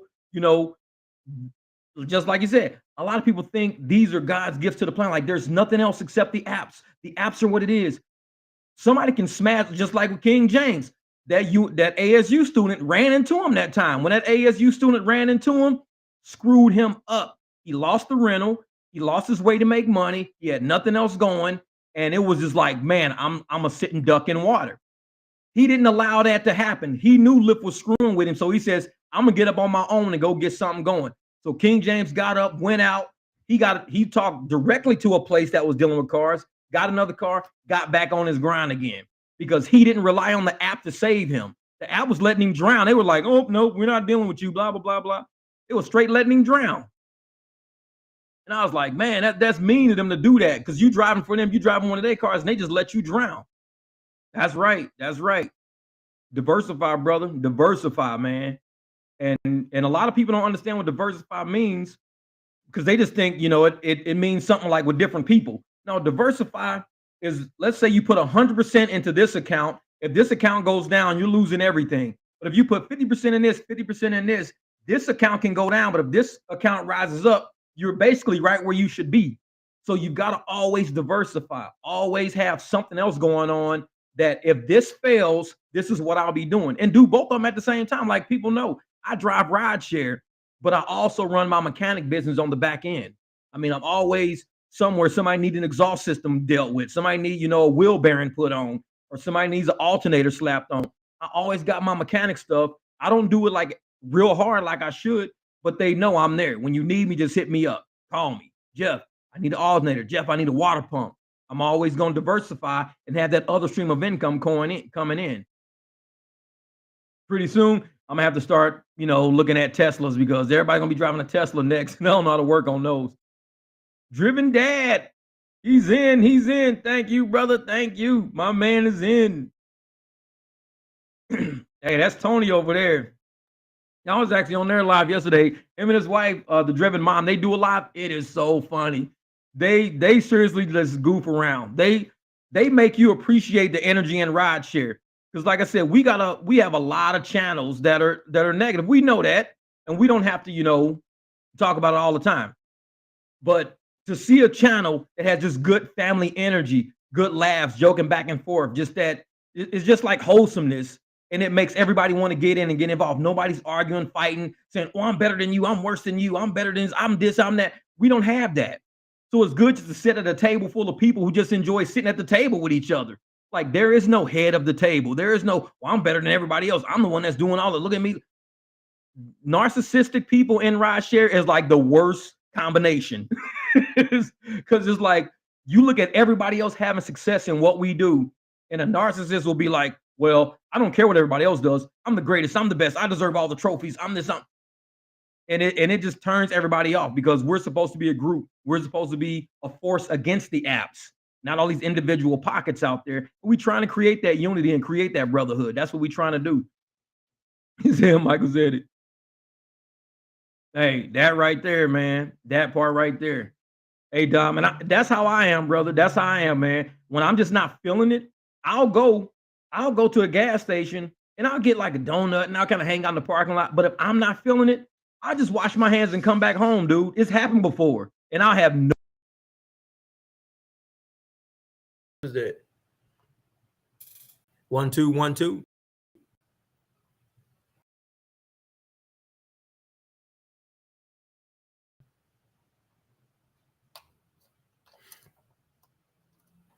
I don't know what happened. Can y'all hear my microphone? Can y'all hear my microphone?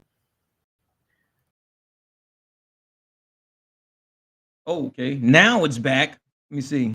All right, I can hear it now. Let's see something.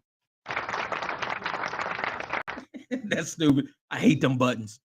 But anyways, yeah, because it was kind of, I don't know what happened. Something happened on the, like I said, it's getting kind of windy outside. I can hear something churning up out there.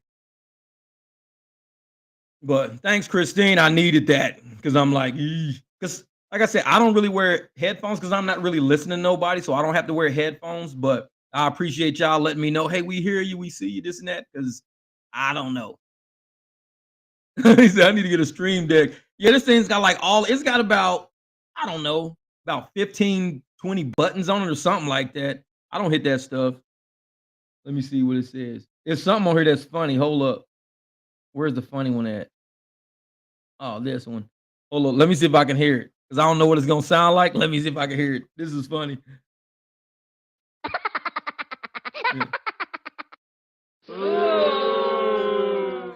That seems like boo. Like,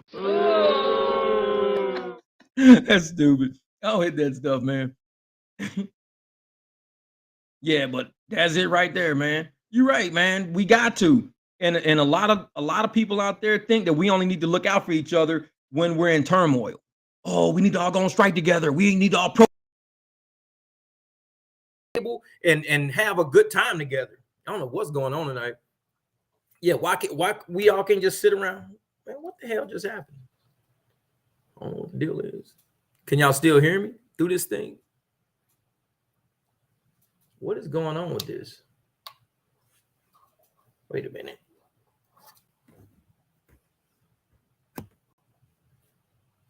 I don't know what happened. I think I hit something. I don't know. Who knows? Whatever. Whatever. Yeah, but if we all just sit around all the time, bickering and fighting, only hanging out with each other when we're on, going on strike or protesting, then that's not cool, man. That's not cool. Yeah, there's something with it. I don't know, man. Let me see something. Can you hear me now? Wait a minute. Hold up.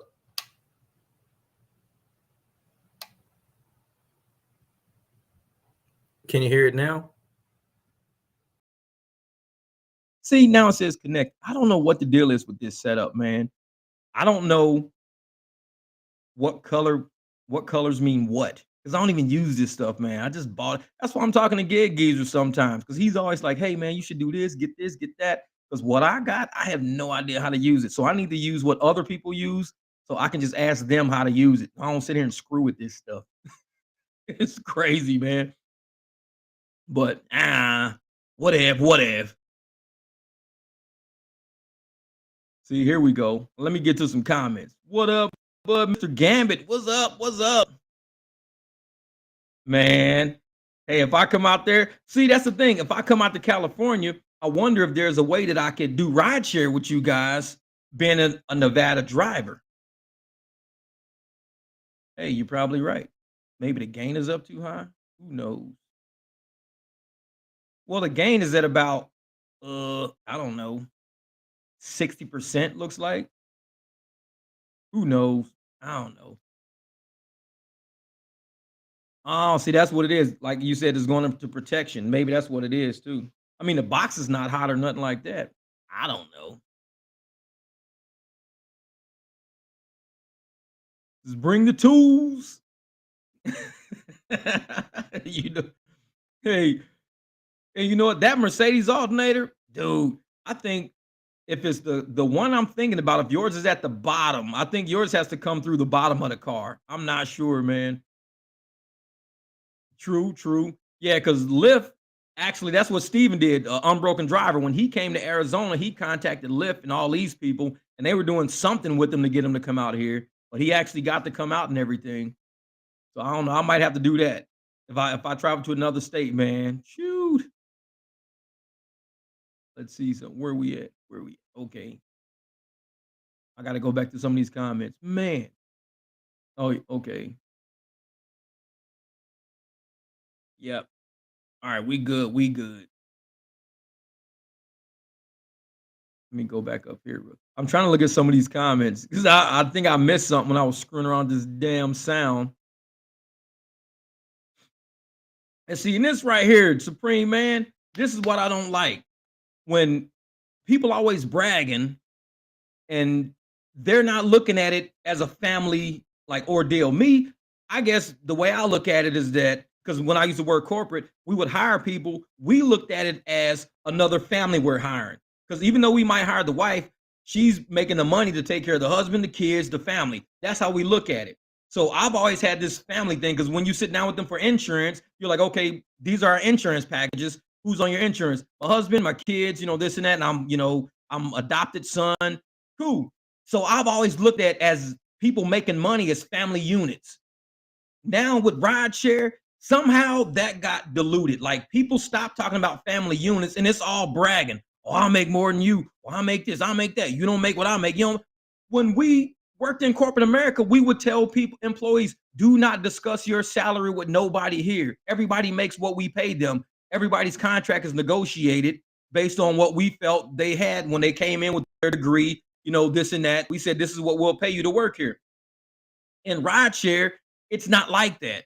Everybody talks about how much they make and how much their salary is and how much. It's nothing like being an employee. And an employee, we would actually tell people, if you're out discussing salaries and you guys are talking about your salaries or whatever, you might be terminated for that. You could be terminated for that. Rideshare, people don't think like that. They think of, I'm a better driver than you because I make more than you.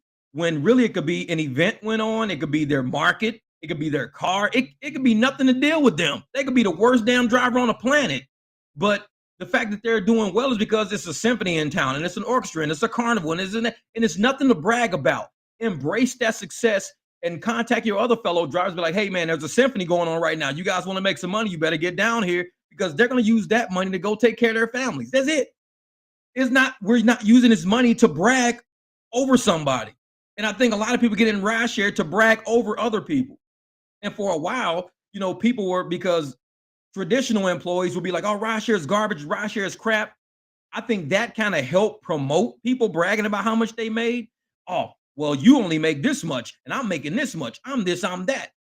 And it comes to a point where the money doesn't even make a difference anymore, because nobody's going to keep bragging about how much they make, because the more you make is like the bigger a target you put on yourself in my eyes. I'm not going to go tell everybody, I'm a rideshare driver that's walking around with $700 cash on me at all times. And I'm making $3,000 a week. I mean, what, do you want to be robbed for real? I mean, we talk shit about PNB Rock walking into Roscoe's Chicken and Waffles with jewelry all on. I mean, you putting a target on yourself sometimes. What up, Steven, my man? Keep your cars clean, please. My man, Steven in the house. Steven, yeah, I was just talking about you too, man. That's funny because we were talking about you coming to Arizona, somehow working with Lyft, getting out here. But, hey, I'm going to put this up so Kiki can see it. Jay is speaking to you, Kiki. Jay said, what's up, Kiki? Yeah. He said, hey, man, I know the weather out there is getting kind of crazy, man. Oh, thank you. See, you was on last night. It was choppy because I was on that damn Microsoft Edge. Tonight I'm using Chrome. So I'm using Google Chrome, but the sound was having a glitch a second ago. We don't know what it was. We think it's something to do with the box. We don't know. Like I said, Gig Geezer said he's got a setup, and I want to kind of sit down and talk to him about his. I know, Tony, the Driven Dad, he's got a setup. I mean, I want to see what kind of sound boxes people have, so I know how to get this thing set up. That's it. Yeah, we're expecting rain out here too, man. I was supposed to drive starting tomorrow, but if it's raining tomorrow, I don't know. And it's funny because, Steven, how you it's doing it again. How you had wind today, we're having wind tonight. I don't know what's going on with this thing, man. It's going in and out. You know what? I'm going to unplug this like this. So I'm going to unplug that completely right now, and I'm just going straight through the laptop because I don't know what the deal is. I don't know.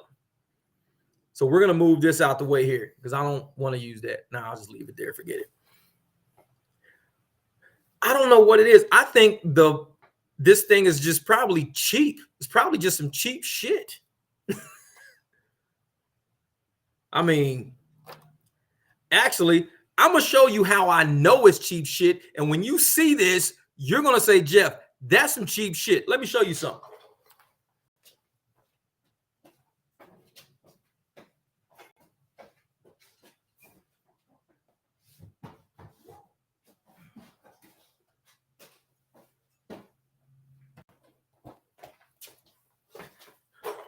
Okay.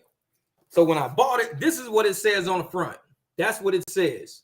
Condenser microphone kit, which is not bad. And on the back, it says, it's a professional condenser microphone. That's what it says. Now, you know you bought some cheap shit when they spell it like this right here. See that? That is not how you spell professional. I don't know where the hell you get some V's in professional, but that right there should let you know you probably bought some cheap shit if professional has V's in it. So I might have to send this back to get something else. Because a motherfucker sell you something that got V's in the word professional, I don't know, man. That kind of speaks volumes to me right off the fucking bat. I got it off of eBay, man. I buy everything off of eBay. It's like, sheesh. I get everything off of eBay. But I should have known, man. Because when the shit's like $40, $50, $60, I'm like, dude, this is probably, I'm going to try this and see what happens with it. See what happens. Yeah.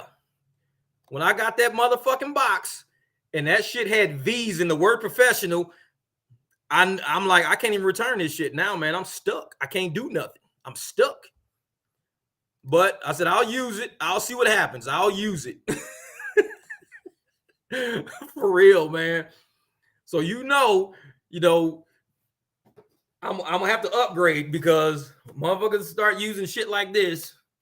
When you say, hey man, I'm a professional with V's on that shit, that motherfucker was drunk as hell when he wrote that. I'm a professional.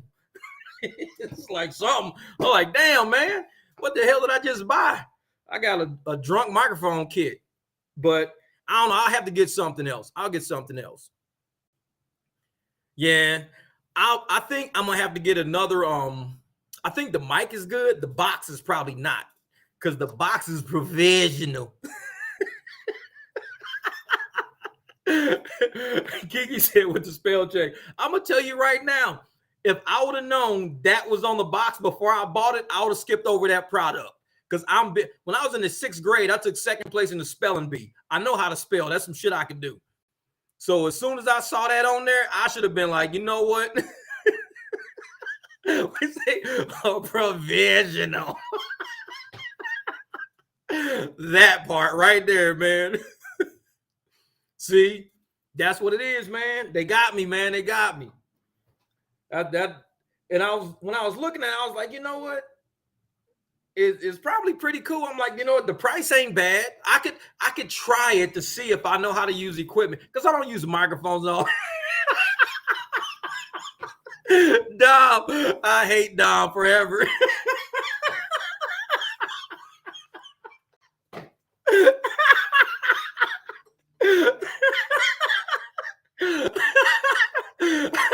I walked in Ross. I straight walked there, Ross. I was like, oh, $15.99 discount. Let's take it. Oh, man. Man, that's funny shit. That's funny shit. No, but serious though, man.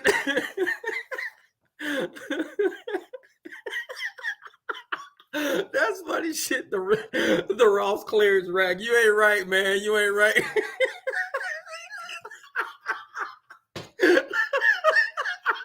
He clowning. Dom is clowning. He's straight clowning. You ain't right. You ain't right. I thought it was cool, dog. That's just funny.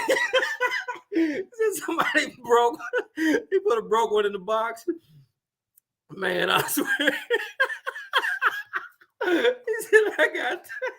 Dude, hey, the box do kind of look like a Ross box, too, man. It's like, I don't know, it's got that shiny plastic on it and shit like that. Man. Hey, Tom ain't right. He ain't right for that. Man, you got me straight crying. That shit was funny as hell. Oh, man.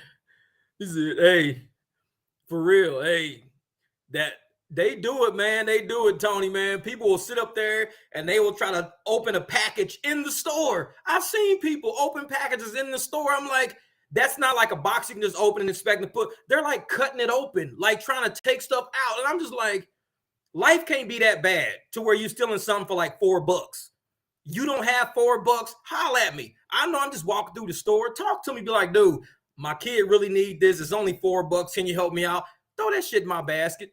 Don't go to jail over something like this, man. It's like, dude, I'll buy it and just chalk that shit off. Man. Oh, man. Man, y'all crazy. Y'all crazy, man. Woo. Hey, for real. Hey, right there. Hey, man, I can't tell you how many shoes. Like when I first started back to wearing Pumas a few years ago, all my Pumas came from around because nobody was wearing Puma. Now look around, everybody on, even Boosie. Boosie be wearing Puma shit all the time. Puma's making a comeback, and Ross been on that shit already. Berlin and Co Factory been on that shit already. Man, Puma is solid. I've got probably maybe about 5-6 pair of Pumas. I got a yellow pair I ain't even wore yet. I bought them a couple of months ago. Nice. They're the Puma Ferrari edition. They nice as hell. I have to wear them one day. Put them on a live or something. That's just funny as hell, motherfuckers. He said, I bought the microphone from Ross. Somebody broke one and put that shit back. Ooh. Christine, hey. Good luck, Christine. Hey, you know what? Definitely keep us up to speed on your success. I really want to see you do well with this book. I want you to say, hey, I took this advice, and this is what I netted out of it. I mean, serious, post that in comments on our channels. Just let us know, because it's only going to help out somebody else.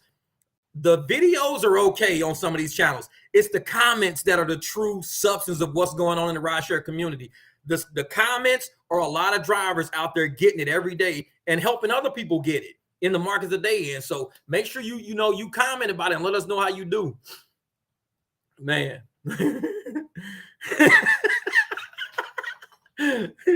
You stupid. Oh, Kiki said it won't download.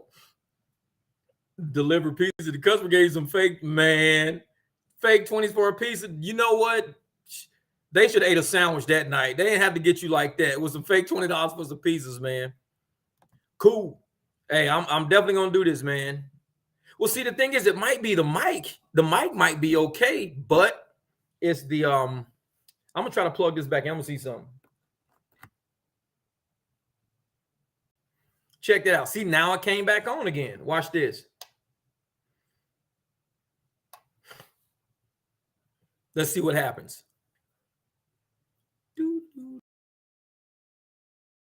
See that? Now it just came back on. You know what I think it is? I think this box like overheats or something like that. It doesn't make sense because it's plugged into the laptop, but now it works just fine. But I think the box might overheat. It might be the box, because right now I'm using the microphone. The box has the red light on it and everything.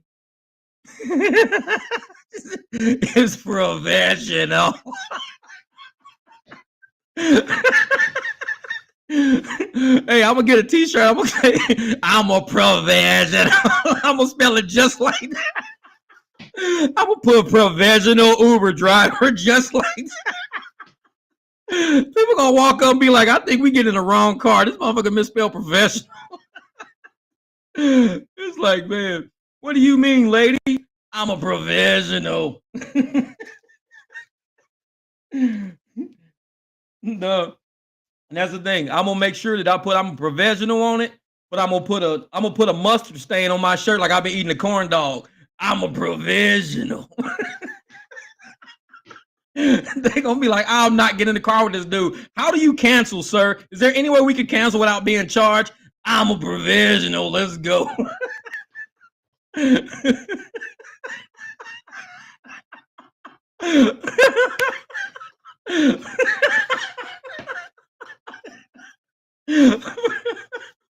I'm telling you, let's keep this live provision.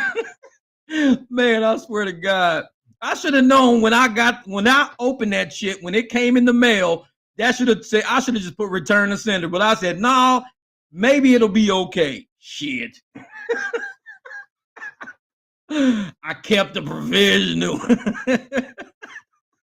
Man, ain't never gonna live that down. Man, that's nuts. But see, and that's the thing, they spelled it right on the side. See, that's the thing.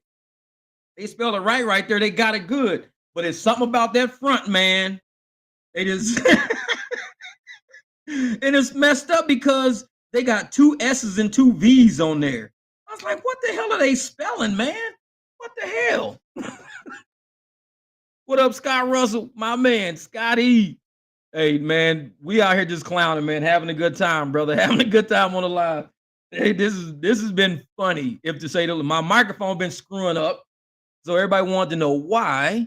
So I kind of told him, Dom got the nerve to say that I bought my shit off the Ross clearance rack, which is not right. He said somebody put a broken one. I can't even say it. He is stupid. Who thinks of that kind of shit? He said they put a broken one back. I can't even say it. It's just stupid, man. Dom is stupid for that one. That shit's funny as hell. I can't even say it. Who thinks of that kind of shit? Dude, Dom is on one. He is a trip. Dude is straight clown. Oh man, man. It's a nice collection of lubes behind. Man, man. Hey, for real. Hey, Dom, man, that shit was funny. See, that's why I said, man, if we all got together like in person, like at a bar one night watching the games, dude, nobody would leave. We'd all have headaches and stomach aches by the time we got out of there, man.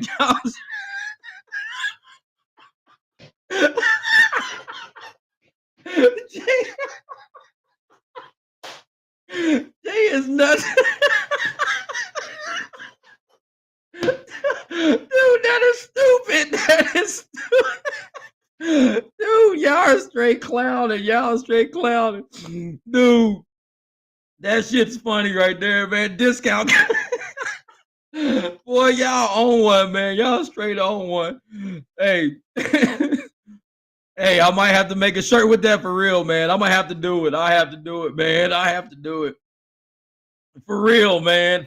Dude, that shit's funny as hell. I'm gonna put Uber professional driver just like that on there, man. That shit's funny as hell. Boy. But like Steven said, you know what?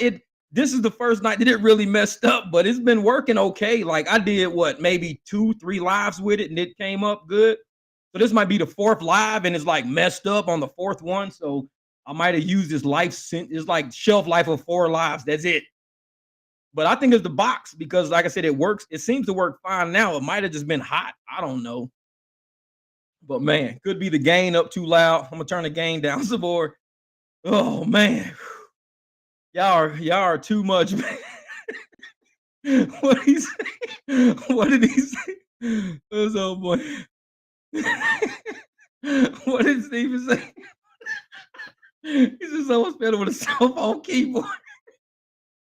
What you trying to say? I got a homemade microphone. Somebody made my microphone at the house. It's like, dude, let's make a microphone and sell it on eBay. Man, this is 5 uses and toss it.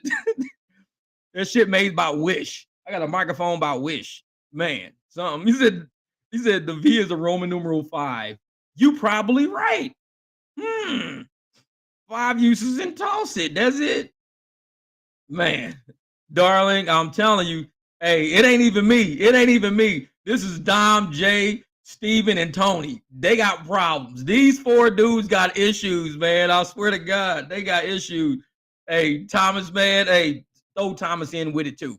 There's something wrong with them. I just tried to help explain the situation, my live is kind of jacked up, and I want to let them know it's not me, it's not my laptop, but I bought a product. So I'm going to show them what the product came in. And they just started clowning from that point. They ain't let up yet, man. That shit's funny. That shit's funny. I can't even say half the stuff they didn't say because it's like I start laughing too hard just trying to say it. It's so stupid. It's so stupid. These dudes are nuts. They're nuts. Man, man, man. No, I really, this is gonna be a fun. I appreciate this live, man, because like I said, I needed that laugh. This laugh was good. Y'all had me crying, man. I had water running down my face like nuts. But next live, I'm gonna try to have a better sound card, better microphone. I'm gonna figure it out. I'm gonna get it figured out. Because next time, and I'm gonna show y'all the box that it came in, and I guarantee there will not be the discount code provision. That's just funny. The discount code, man. Oh man. Thanks, brother Tony. That's funny. That's funny. The professional shirt. Boy, man, I'm gonna tell you right now, man. We wear this shirt for real, dude. I swear nobody's gonna get it. They're gonna say, "Oh, I'm sorry, sir, but are you trying to spell professional?" No, I'm trying to spell what you see. I'm spelling professional. Oh man, that shit's funny as hell. Thank you, Tony, man. I appreciate that, brother. I appreciate it. I think I'm gonna do that. I think I'm gonna make about probably 5 of these shirts. I'm gonna make about 5 of them, and we're gonna have a drawing. But y'all gotta wear them. That's the trick. If you win these shirts, you gotta wear them. You have to like drive with these shirts. Man, it has that one short sleeve and one long sleeve. That's funny. That's funny. Oh yeah, Dom. I worked on Super Bowl. I got a video, and For some reason, the notifications for my videos aren't coming through. I already sent a message to YouTube about it, and this guy James at YouTube messaged me back. But he's saying that people who are who got notifications on should be getting notifications. But I'm like, no, because a lot of people are in my comments saying, dude, I didn't even know you had a video out. I never got a notification for it. So yeah, I put a note. I made what, $3,600, man. $3,600. I can't remember how many hours I worked, but I did, like, the first day I know I worked 12. The second day was like about 11. The last day was probably about 11 or 12. See, that's the thing, man. I think YouTube is shadow banning me because Facebook used to shadow ban me all the time because of the stuff I used to post. Because I'm one of them guys. I would post some stuff and they would shadow ban me. I think YouTube is doing that to me now. And I'm like, I ain't even posting nothing. But I do have one of my folders, one of my playlists, got some stuff in it, but it's like, it's real stuff. She said, yes, I can see it now. Okay, she's talking to Kiki. Yeah. This is funny, man. See, the live show is good as we all provisional. Man, that shirt, boy. Oh, my notifications. I don't know why people are not getting notifications and I'm putting videos out. Man, this is I'm buying it, I'm driving it when it's a fact. Dude, people gonna walk up and see these shirts and they gonna look and be like, what is that supposed to say? It says what it's supposed to say. What do you think it's it's a man. Yeah, yeah. I'm telling you, man. I don't know what the deal is with YouTube notifications because I'll be going through stuff and it'll show like somebody put a video out 2 days ago. I'm like, but I get notifications on that channel. What are you talking about 2 days ago? So I'll go look at it. Sure enough, there's already a million comments on it and everything. I'm like, wow, this is crazy. It's already got like 30 comments on the video. I'm like late. Like, I hate that, man.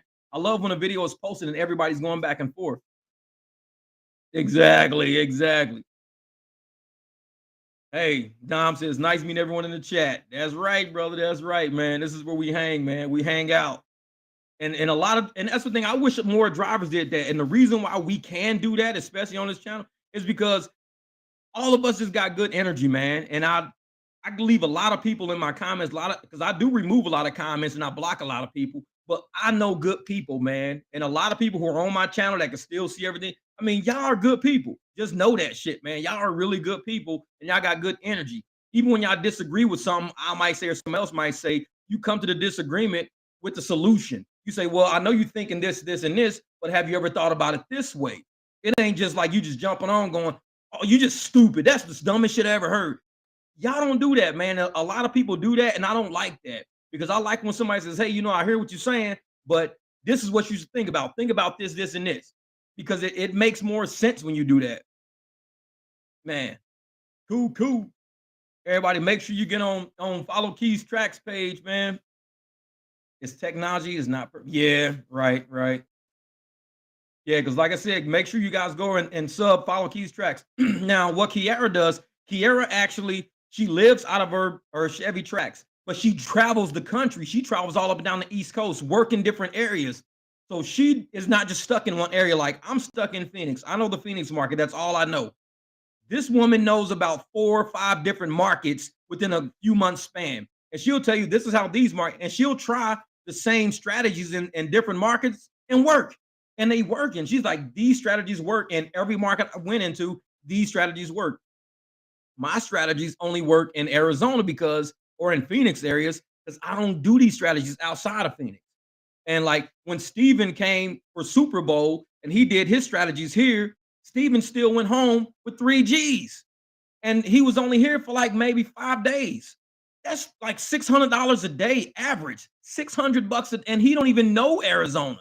So he came here with the strategies that he uses on Unbroken Driver, and he sat in surges. He went after bonuses. He did all the driving in the good areas. A lot of these drivers on here, man, they're really good people with good strategies and good tactics. They just want to help other people. And it's like sometimes when you're a farmer and you get a really good harvest, you got all of these fruits and everything, and you decide on sharing them with your neighbors. Like I got a lady across the street from me. She's always bringing us fruit all the time. Every house on this block has fruit out of her yard. She brings us oranges, lemons, grapefruit. She gives everybody fruits because sometimes people are like that. When they have a lot, they like to share it. They like to give it out to people. You got a lot of drivers on here that are desperate and destitute. They were living check to check when they were working. Now they're drivers. They don't know how to give. So they get online and they're like, take, take, take, take, take, take, take. And now we got drivers out that are like, you know what? I've earned a lot. I've made a lot. I know how to do this. Let me give. And this is how we give back to the community. And that's why I like, a lot of the channels that I frequent, I'm on my channel a lot, of course, because it's my channel. I go to Vinny's page. Vinny always talks about how, his market is in down in Florida and how he's going through Miami, and they talk about all the crap rides in Miami. Go to Pedro's page in St. Louis because I'm from St. Louis. So I know a lot of the areas that Pedro is working, and it just is it's hard. St. Louis is hard, but seeing Pedro do well in St. Louis is refreshing because he must be smart. Because St. Louis is not a rich city. It's not a Scottsdale. It's not a Gilbert or a Chandler. It's a desperate city to some degree. So to see him make it and sharing his strategies on how he's making it in a city that doesn't have a lot of money is pretty cool. That's pretty cool. But whoops, hold up for a second. I was trying to go some. Yeah. Oh man, yeah. You need to come down to Phoenix. Oh, bruh. If you come to Phoenix, trust me, it's so big. This place, I mean, you can go from one end of town to the other end. It'll take you about an hour and a half. That's how big this city is. And it's like a city. I mean, you can start out in like East Mesa and say, I'm gonna work from East Mesa all the way to the airport, then all the way out to Goodyear, Buckeye. That's a lot of driving. It's a lot of driving, man. Oh yeah. There you go. All right, darling. Hey, we're trying to do it. We're trying to do it this weekend. And we know the weather's horrible out here in Phoenix right now, but in California, plus the weather's moving across the United States. So like Tony and all these guys in Colorado, they finna get hit real hard. So hopefully they can, stay safe while you're driving. If you are doing delivery, take, a cell phone with you, take a cell phone charge, like the little bitty battery pack, take that with you in case your car die. Take a flashlight with you, something. Because if you die in the middle of the night, you got to walk back. You don't get hit by a car. So just walk the flashlight or something. But make sure you got some survival stuff in your trunk because this weather will knock you out. This weather will knock you out. So, yep, that's it. That's it. Like I said, and Kiki, I'm telling you, she's always trying to help out other people, though. I love it. I love it. Where we at? Woo! 240 in 3 hours. Damn. $80. Just think 240 in 3 hours. And if you did that for, a full 12, let's say you multiply that by 4, you're at almost $1,000 in a day, $1,000 in a day. And if you do that that's 5 days, that's 5,000 a week. And if you do that for 4 weeks, dude, you make 20 G's in a month. 20 G's in a month. You know how much shit you can pay off with $20,000 in 1 month? It's like, that's a hit. 20 grand in a month is a hit, man. But like I said, you guys got the kids, you guys do family time and all of that. I get it. And it's good just to get out for 3 hours, knock out 240. Because then tomorrow you do it for 6. You knock out, 500, 600. You just keep doing that. And you slowly start building and knocking out the bills you want to take care of so you can free up space in front of you just to relax. Because driving, man, it's like, it gets brutal on your brain sometimes. Because you got to fight with traffic. You got to fight with people flipping you off. You got to fight with people cutting you off, pulling out too fast. Man, it's crazy, crazy. And I tell a lot of people that don't understand how, Uber and Lyft works, especially the customers I pick up sometimes. They think, drivers we just wake up and start driving. It's like, no, we have to mentally prep ourselves to deal with, getting the names that are in all capitals. If you get a name that's in all capitals, you're going to a meth clinic. You're either going to a methadone clinic or you're going to a hospital. You got to mentally prepare for that. Because some of these meth people, they're coming down. They're like trying to get off of something. And they're sitting in the car behind you and they're trying to get their life together. They're trying to work on things. And you don't know if this might be the day they break, they snap, they relapse. You don't know that. But you show up and pick them up anyways. And it's like, that's kind of scary. Because like I said, I drive at night. I'll be ending my night at 3, 4 in the morning. And that's when all the methadone clinics start opening at 5 or 6. So I'm picking up, methadone people early in the morning when it's dark out. And so I'll pick them up and I'll be taking them. And you don't know. You don't know if they're really trying to go to the clinic or if they're trying to set you up just to get a ride to come to them. You don't know who's going to be at the house when you get there. It could be other meth people there. You don't know. So you got to mentally prepare yourself for what you're about to encounter. And like I said, most methadone people, They don't live in mansions. They don't live in, big estates. They live in some pretty shady areas because they're doing what they can do to get their life back together right now. They don't have a lot. They're trying to build back up to that point. But you don't want, you to be caught up in a situation where somebody's, relapsing or getting desperate and a situation occurs where you have to defend yourself. So you got to mentally prepare yourself all the time, man. See that right there, man.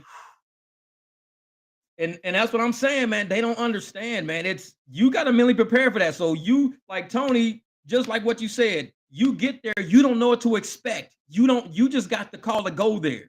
And so when you get there, this is what you see, and you're like, I just dodged a bullet.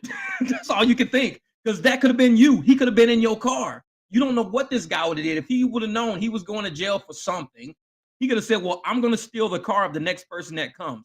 You don't know that. And so that's why I tell a lot of these, passengers, you know, being a driver, it takes a lot. It takes a lot of courage. And you can't let that fear prevent you from taking care of your family. Either your family starves, you get evicted, you lose everything you work for, or you be brave and you go onto these streets and you take care of yourself the best you can. That's your option right there. No matter what you do for a living, you could be a police officer. You could get killed on the job today, but police officers go out every day to their job. You could be a soldier. You got to go across overseas to war. You got to do this. This is what you signed up for. You could be a firefighter. You walk into a house, you can get hit with a backdraft that day. It's what you signed up for. Uber drivers, we signed up for something that a lot of people don't even realize what we signed up for. That's funny. He said, can I chill and just get the cancel fee? Yep. Hey, Tony about that money. He ain't playing, man. He about that money because Tony's a provisional.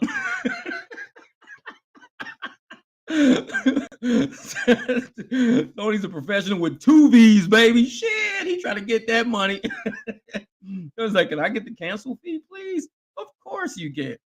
Yeah, but man, like I said, the stuff we deal with, man, it's the average person just getting up in the morning, driving 7 miles to work. They're in a building protected for the most part. Somebody can still go postal that day and do something to them, but for the most part, they're protected from the world outside. They made it to work. That 7 miles. They're away from all the craziness. They're in the building now. Use a security guard sitting at the front. Receptionist sitting at front. They got cameras, locks, little keypads to get in and out the building so nobody can mess with them all day. But guess who they're trying to keep out with that little keypad on the front of the building? The world that we deal with. And we deal with some crazy out here, man. So I tell you got to be mentally prepared to do rideshare because it's not going to be easy. A lot of us that do it come from like backgrounds where we didn't grow up with this kind of craziness. Like me, luckily I grew up on the streets, so I kind of know how to keep my head on the swivel and do stuff. But there's a lot of people that didn't have to grow up on the streets. They came from really good families. They came from corporate America. They came from, good jobs and stuff like that, office jobs and all that. And these apps don't prepare you for it. They don't give you training on certain areas to and not to go to. It's stuff you got to pick up. So a lot of times when you get somebody who's not from the streets, you put them in a street situation. Yeah, you're gonna learn real fast, just like what Tony did. He was pulling up and it's police already there. But Tony, in the state of mind he's in about making that money, is like, can I at least get the cancel fee because I did come here? Man. Hey, exactly. He's gonna get that money. He ain't playing. Hey, that's how you know when somebody is on their grind. When they see cops, see a situation going down, see some craziness going on, he's like, you know what? Since you already got him in custody and everything seems safe in the area, can I get my cancel fee? That's how you know he on his money. That's what's up. But that's the thing, though, man. We got to be like that. And there's a lot of drivers out there that don't realize what we go through in order to just return home. Because we got to make it home. A lot of us got kids at home. We got pets at home. We got spouses at home. We got a lot going on at home that we got to return to. And, like with Kiera, I made a video about how I think women are braver in rideshare and delivery than a lot of men are, because Kiera can't be protected by doors and walls and security systems and dogs barking and all that. Kiera has to be strong enough to know that the world that she's in could turn on her at any moment, because she's out there in the world and she never gives up. Every day she's out there doing it. She's on her grind every single day. and she sees everything around her. She stays safe, head on a swivel. She always makes it to the next day. And a lot of people don't make it to the next day through whatever reason. So when I see a woman like Kiera out there doing it the way she's doing it, not going home, not setting an alarm, not locking the front door, but doing it right where she is and still making it, nobody could sit around and complain about safety. They can't complain about this world because the apps ain't gonna protect you. How is Kiera being protected? The apps don't protect her. Intelligence. The lady's smart. She knows what she's doing. And that's why her ebook has things about safety in there and how she becomes safe. Because she said it on a few lives.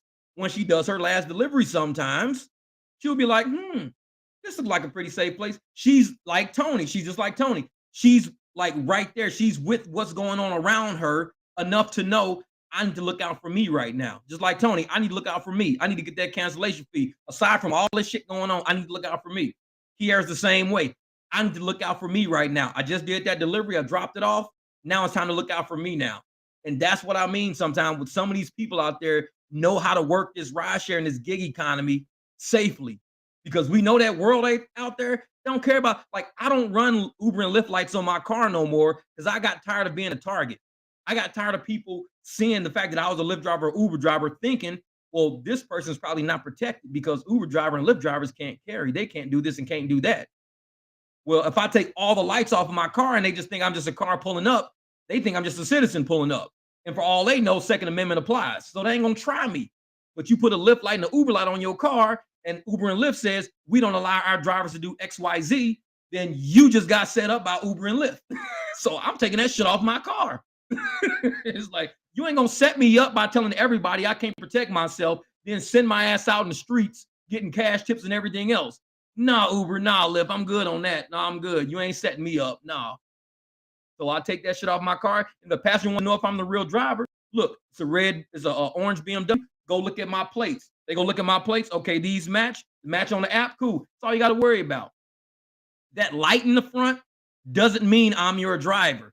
What means I'm your driver is the color of my car, me as a passenger, see my picture and that license plate. That's all you need to see. I'm not driving around with no damn light on my car all through these streets and alleyways and shit. I'm not doing it. Nope, not doing it.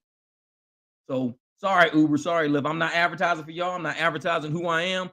The most they know is I'm just a guy driving from point A to point B. That's all they need to know. Exactly. And that's another thing. Those delivery bags, that's another advertising. And they look at that and they see a person that can't protect themselves. They see somebody carrying food who has been told by the person they're contracted for that you can't protect yourself. You have to call somebody or you have to go get help. You can't protect yourself. And that's how these apps have screwed everybody up who works for them. They've told people that we're not allowed to protect ourselves. They've told people that, we're out here with cash and getting tips and doing all this and doing all, we got expensive cars, we got keys and wallets and garage door openers on us and everything else. But we have to abide by a policy. Criminals don't care about no policy. You can write all the policies you want. You can put them in black ink, purple ink, red ink, orange ink. A criminal don't care about what color ink you write it in because he don't care about what policy you write. Criminals break policy. They break laws. So you can write all the laws you want. It's not going to help a driver out. The drivers, the people that pay attention to policies are law-abiding people or good people. People who don't even walk out the house with ill intentions for that day. Then you have people who look for ill intentions that day. They could care less about a policy. They ain't gonna be like, oh man, I can't even go over there. I can't go on school property with that. I can't do that. They don't care. Like, they're criminals. What do you think a policy? A policy is to keep us in check as law-abiding citizens. It's not to protect us. It's to make us sitting ducks. That's what policies do. They make us sitting ducks. And I ain't doing that. He said, I'm carrying with a bag or not. That right there.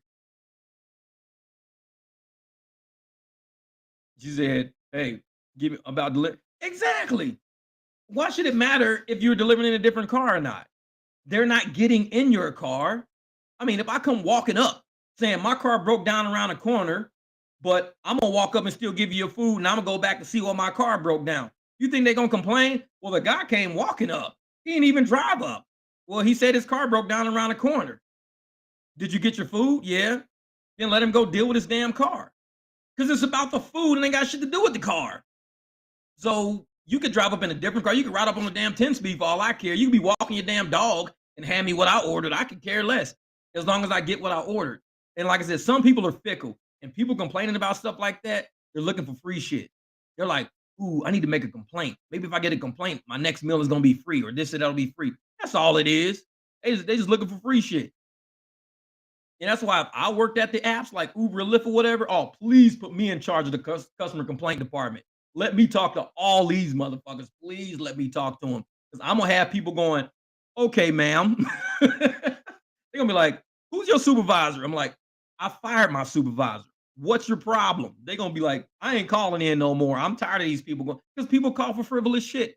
We know they're calling to get free shit or get a discount or just bitching a bitch. That's it.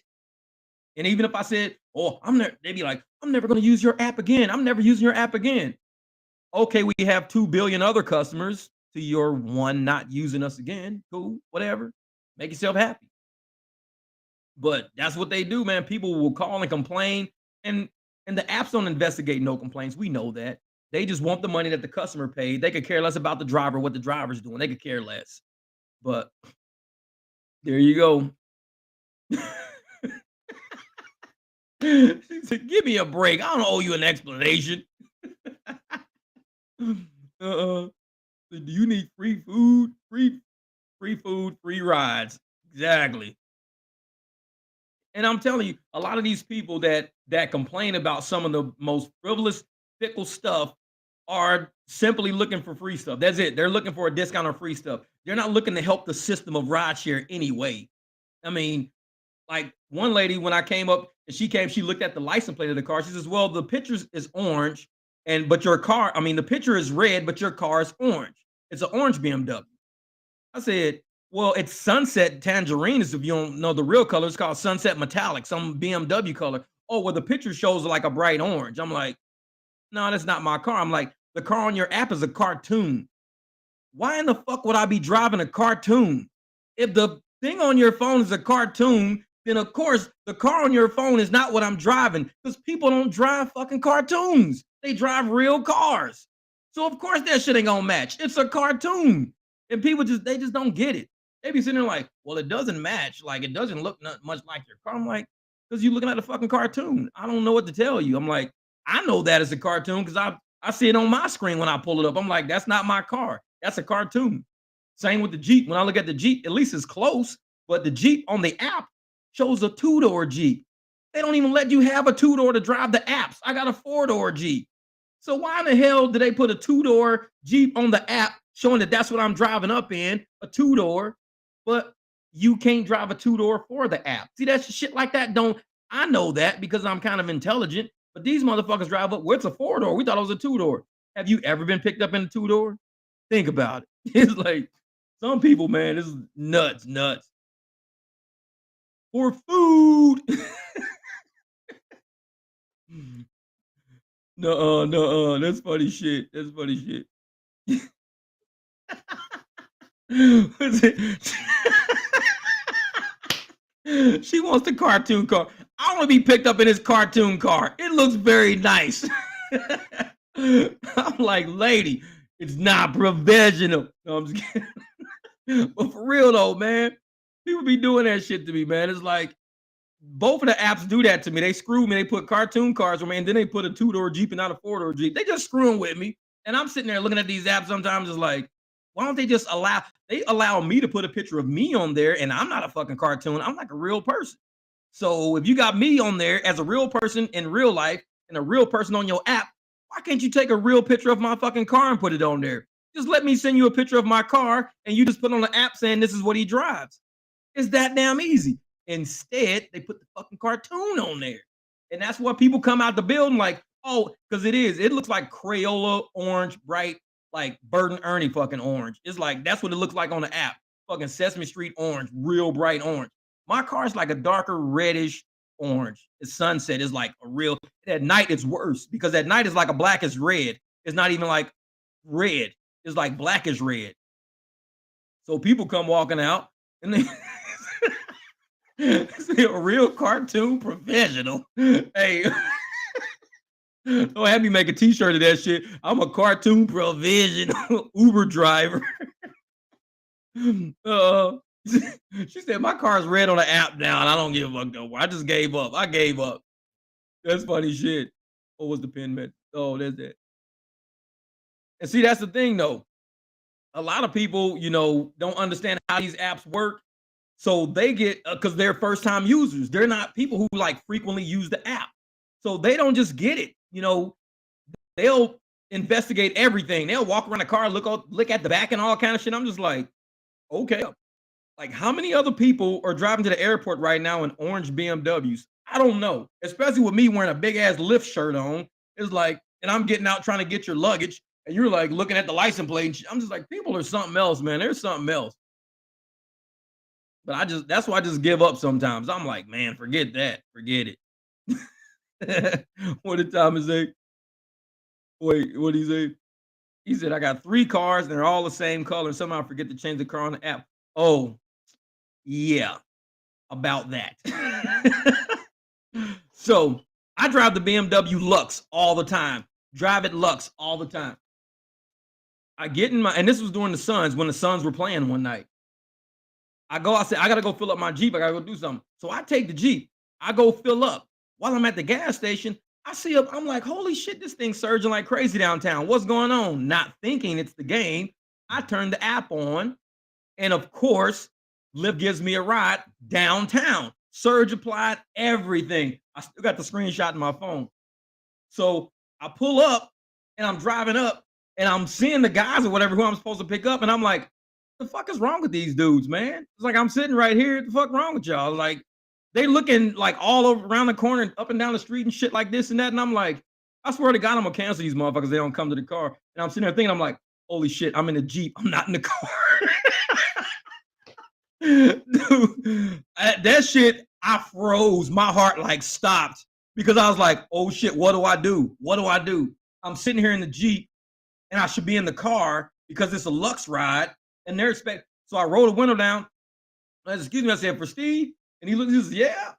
And I said, hey, I'm Jeff with the orange BMW. I said, but I'm sorry, but I forgot to change my app and I'm actually in my orange Jeep right now. I said, do you mind or you want to cancel? He says, oh, this is even better, man. That's a sweet Jeep. This is better. Dude he actually tipped me and everything. They was loving that Jeep. They was like, dude, this is nice. So I hurry up and put last ride because I wasn't doing this shit again. And I took them all the way home. They gave me a nice tip. We talked about the Jeep. We was riding on the highway, cracking up, laughing. And I'm like, man, I swear, if I was to get into a wreck or some weird shit like that, they probably wouldn't have covered the trip because I had the wrong car on there. Man, I was like, sheesh. Yeah. Yeah, exactly, Kiki. They were like, man, because when they saw that it was the car that they were supposed to be in, they just like lit up like, oh shit, this is better. Let's go. Let's ride. I was like, man, I'm glad y'all said that because I would have hated to have to cancel and, go all the way back because I was like at the gas station almost in South Phoenix. So I hit the highway and I went down to 10 and came up through South Phoenix. And I mean, it's probably about 15 minutes, probably about 8 miles. I was like, got all the way through all that traffic, not thinking the whole time that this app was on Lux, not even thinking that. Fucking got me. That shit only happened once though, because now I'm like, okay, I'm pretty hip to this shit now. I'm pretty hip to this shit. Because I'll sit there and the good thing I like about Uber is Uber will ask you which car, but when you log on, they'll say, which car are you driving? Lyft don't do that. Whatever car you left it on and you turn your app on, that's the car it's on. But Uber, if you haven't driven for like, let's say 8 hours or 10 hours and you try to log back on again, they're going to ask which car are you driving. And I think that's a pretty cool safety feature because it'll prevent that shit from happening. But now that it happened to me once and I got burned, or not really burned by it, but I was like, I took the damn trip by accident. Now I always check. When I open Lyft, I go, yep, my vehicles. All right, bet. Because it's like, nope. Lyft need to fix that. They really do. Because I know a lot of people do that. We can't be the only ones that did that shit. There's a lot of people that did it who got different cars. Like the wife might have took off with a car. The husband might have took off with a car. They're like, oh shit, I'll just use this car to work today. And they get online, start driving and shit and wondering, why are people looking at me fucking funny? It's like, you don't come get the fuck in. It was like, bro, you're in a fucking 1994 Ford Taurus. It says 2019 Mercedes. Oh shit, I am in a Ford Taurus. Holy shit. I didn't think about it. Like, is it that damn comfortable in the Ford Taurus? Well, the inside of a Ford Taurus look just like my other wife's car. We upgraded the radios. Hey, who knows, man? Shit happens. Shit happens. But man, it made me freeze. I froze, man. I was like, as soon as that dude said, he says, "Well, it says here at BMW," I just turned to ice. Like I realized that I fucked up. I knew it. I was like, "Oh shit." But hey, it don't happen that often, though, man. It don't happen that often. Like I said, and a lot of people, when they come looking at my license plates now, I kind of, I know I'm in the BMW. I know it's orange. There's not a lot of them at the airport, but shit, like at least be like, all right, it's not a white BMW. Damn.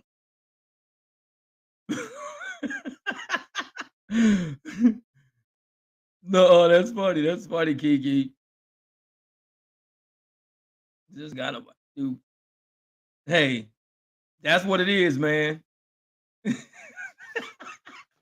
Tony said, Tony said, and it's at that moment he realized he fucked up. It was that moment. I was just like, man, that shit, that took my heart, man. That took my heart. Cause I don't mess up like that. Like I said, it's funny, I'm a professional. No, I'm real for real though. I'm a professional at this driving shit, but I'm fun with it at the same time. I'm not like a stickler to details. Like I don't tell people to do this, do that, but I keep it professional with what I do. But it's like that day, that one time, I think it felt like I was in a dream almost. Because when a dude looked up and he said, "It says you're in a BMW," I was like, my whole life flashed before my eyes, man. I was like, oh shit. It was so because I'm sitting in downtown traffic. There's the Suns game just let out. There is no undoing this. There is no me sitting at the front of his house going, "Oh man, my bad." No, there's traffic all around me. And I'm like, I have to think like this has never happened. I'm like, oh, I'm like, oh, you wanna cancel or whatever? He says, "No, man, let's go. This is better. Let's roll." I'm like, all right, cool, let's do it. Like, sorry, shit. Man, that's real shit. I'm a professional. Dude.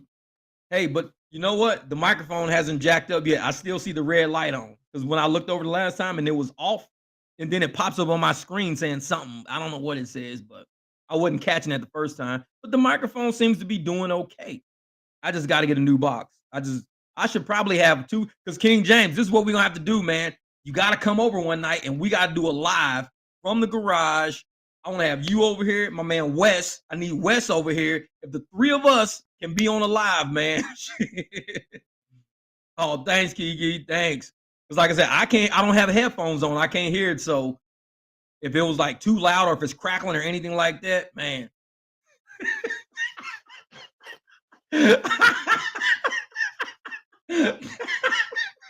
Hey, I'm gonna make that my email signature right there. If you don't have I love that, man. Man. I'm gonna make that my email signature. People they gonna say, "Dude, what is this?" If you Dude, that is classic right there. That is I love that shit. If you don't have two B's in professional and you don't oh man. That's classic right there. That's classic. I love that. Yeah, you're right. You're right. Like I said, it's like your pictures, and that's the thing. I look like my pictures, so it's not like they can like be thrown off. But I'm gonna tell you something what's so funny, and people are gonna take this the wrong way, but I'd rather me say it than anybody else say it. But there's so many nights when I pull up to places like the airport and things like that. Do you know how many bald black dudes drive rideshare now? I'm like, is this the new fucking uniform? We gotta wear something. I was the only bald black dude that I knew for a long time, and now every time I turn around, I'm like, motherfucker, is that me driving a goddamn minivan? I'm like, it's so many bald black dudes driving Uber and rideshare right now. It's fucking crazy. But it's like I said, I'm glad I said it because a lot of people probably see that shit and don't say nothing about it. But man. And so I can see, people kind of being thrown off a little bit. They pull up, it's like, damn, dude, you look just like my last driver. It's like, what? Like, yeah. And they're like, I took a picture with him. So, hey, and my boy Chad, he did that shit. So he took a picture of a dude and sent it to me, and the motherfucker looked just like me. Man, I swear, I'm gonna tell Chad to send me the picture. I'm gonna put that shit on a video. He took a picture and sent it to me. I was like, damn, that dude look like me. Man, no, that's funny. Hey,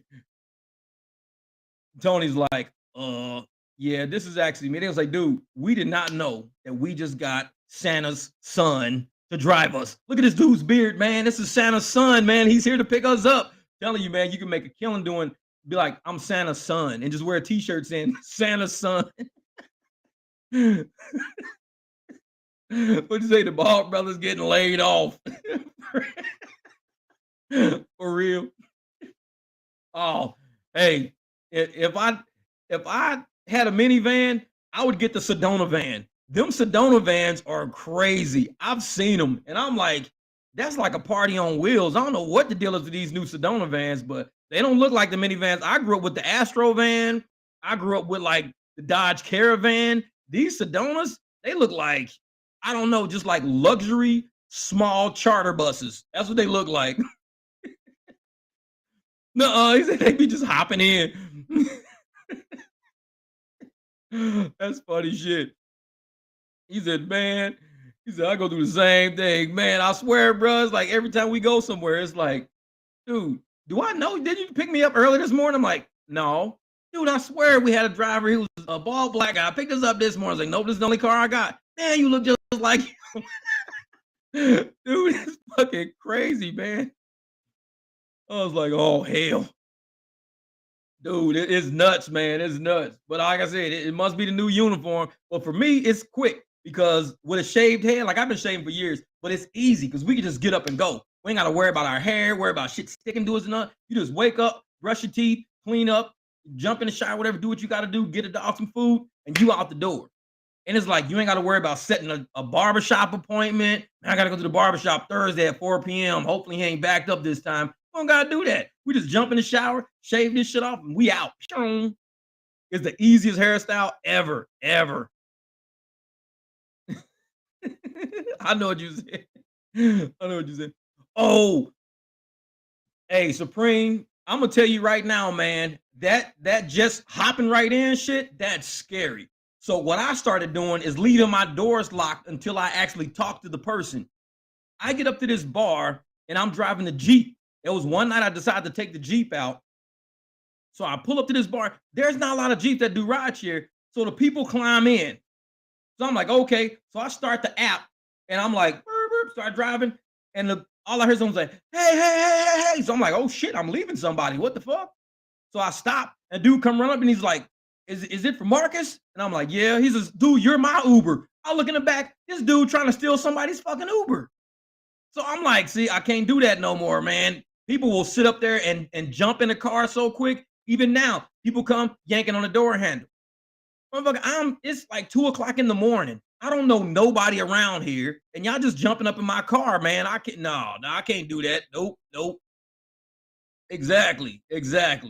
You have to, man. You have to, because you don't know what's going on around here. And these people just walking up to a strange car with a strange driver, don't know nothing, and they're just opening the door and getting in. Let me try that shit at motherfucking Walmart. Let me just walk up to somebody's car and just get in as if they're a ride share. They're gonna be like, excuse me. I'm like, well, they do it to me all the time. I'm just man, for real. Oh, Tony, don't cut the beard, man. Don't cut the beard. Man, you can cut your eyebrows off, but do not cut the beard, man. We don't care about the eyebrows, but the beard stays. I'm just exactly. I'm gone. Hey, that's what it is, man. Be like, I'm gone. Be out. But that's how we do, though, man. We be out of here. We be out. And what's say Tony got beard van? Hey, because you know, to me, Tony looks like that dude that you walk up in a bar, and as soon as you walk up, the motherfucker just look at you like, want to arm wrestle? Like, what? You want to arm wrestle? That's what I think about Tony. That he just like a dude that would just arm wrestle your ass, just like for no reason. Just like walk up to little kids and Chuck E. Cheese. You want to arm wrestle? Like that beard, man. That's an arm wrestling fucking beard. That's not like a normal beard. It's like keep that shit, man. No, that's what it is. Dan Bazar, that's who it is. Yeah, yeah, that's who it is. The millionaire with all the women all around him with the big ass guns and shit and everything else. Gary up in the house. What up, Gary? What's good, brother? Exactly. That's Tony. That's him, man. He's got that flying on private jets, all this shit. He's arm wrestling people on the private jet. You want to arm wrestle? He's the pilot, Tony. He has to fly the plane, man. You want to arm wrestle? Like Tony, leave him alone, man. Passengers get in the car. He just turn around in the car. You want to arm wrestle? Like I just need to get to the grocery store, man. That's it. I'm just trying to get my kids fed. You want to arm wrestle?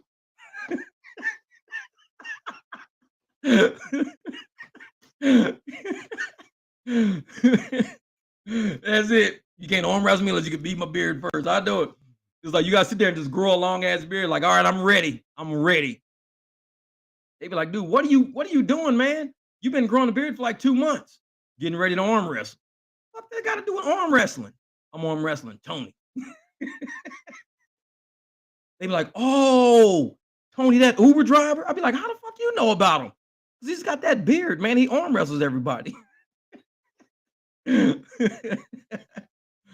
That's Tony right there. Dan Bilzan, whatever his name was. Yeah, that dude. Exactly. Man, every once in a while I grow like a little gray up under here. That's it. It looks like it almost looks like steel wool because it's all gray. And like you can fucking clean exhaust pipes and shit with it. It looks like gray steel wool, dead serious. And steel wool, you can actually clean chrome with that shit. So next time I grow my beard, I'm gonna sit next to my bike and do this. I'm gonna like this. I'm gonna see if I can clean my pipe off.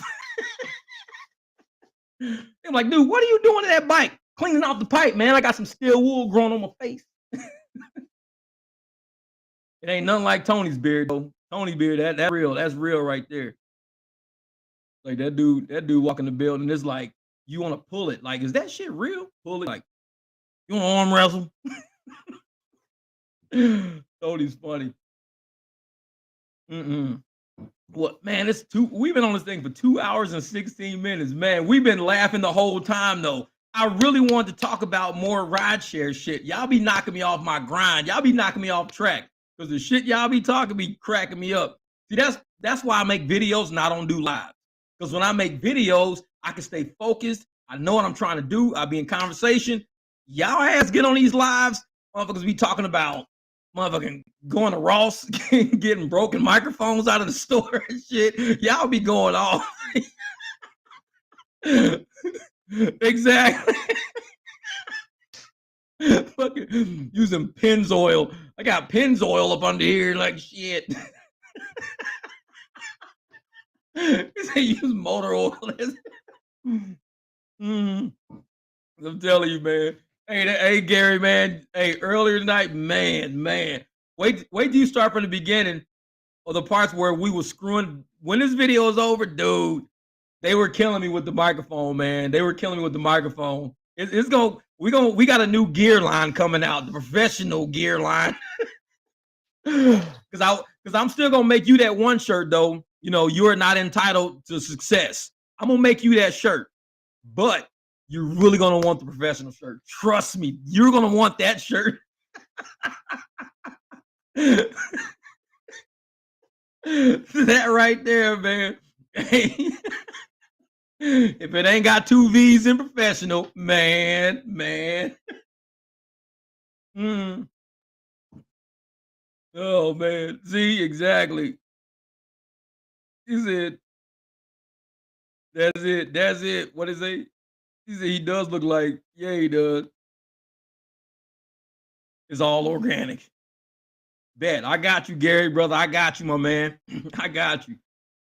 Like I said, hey, we gonna have to. This professional is gonna be funny as hell because I really want to make a professional Uber driver. I want to make it with the V's in it because I want to see what people say. I want to see if people ask me to cancel. Can you cancel this ride? Like, is it gonna charge me anything? I'm like, why? Just no reason. Just don't feel like going. I changed my mind. Exactly. Mhm. No, man. Hey, I used to work out way more than what I do now. Did not buff, just fly. Exactly. I used to work out all the time, man. Jeez. But after a while, I was like, nah, I'm done. I'm done. I'll go to the gym every once in a while, but that's about it, man. No. 'Cause I what was about 3, 4 months ago, I was working out, and I mean, my bicep was so sore for like, it had to be like a month. It was like a month. My bicep was, I mean, I couldn't even straighten my arm all the way out. So I don't know what I did, but something screwed up big time in there. And I mean, there were days when I used to walk in, you try to curl the 100 pound bars, curl all that. Now, shit, if I go in there, I'm not doing but like 30 pounds. That's it. I'm not about to tear, because that had my arm so I couldn't drive my Jeep. My Jeep is a stick shift. I couldn't even stretch my arm out. I was like, what the hell did I do? I learned my lesson. The gym is cool, but it's for tuning up. I ain't trying to power lift no more. I'm done with that shit. I'm not power lifting no more. I'm done. It's like, nope, nope. Yeah, exactly. This is no, y'all buff. Oh man, I've been doing Rideshare what since November. I signed up in November of 2019, and I really started driving in December of 19. But I did like a couple of trips in November just to see how it would feel, and I liked it. So I really started going full swing when the pandemic hit, like early 2020. That's when I really, and it was perfect timing because, like I said, before that, it was like crazy because it was a lot of traffic and everything was out. But once the pandemic hit and I was now a full-time driver, dude, I was learning. I was the only one out driving. I was like learning the streets and everything. I was like, oh man, I'm learning, I'm cruising around and everything. I'm like, dude, this is easy. I love this. And I was making good money because nobody was out driving. Oh man, 6 years in January. Damn. Yep. Same thing. Same thing. And that's what I did, Dom. The same thing, man. 2019 was that year, man. A lot of people, like you said, a lot of people were just like done because December, like 2019 was kind of weird at the end of that year. It was like everything was kind of leading up to the pandemic because a lot of executives retired in late 2019. If you look at the news, a lot of executives retired in late 2019. Like more executives retired in late 2019 than any period in history of corporate America. So something weird was going on and everybody knew it. People started getting laid off, business started getting slow, people stopped buying cars, people stopped doing this. All of a sudden, it was just like, okay, let's do something different. Oh man, yeah, LAX, no, don't go, don't go.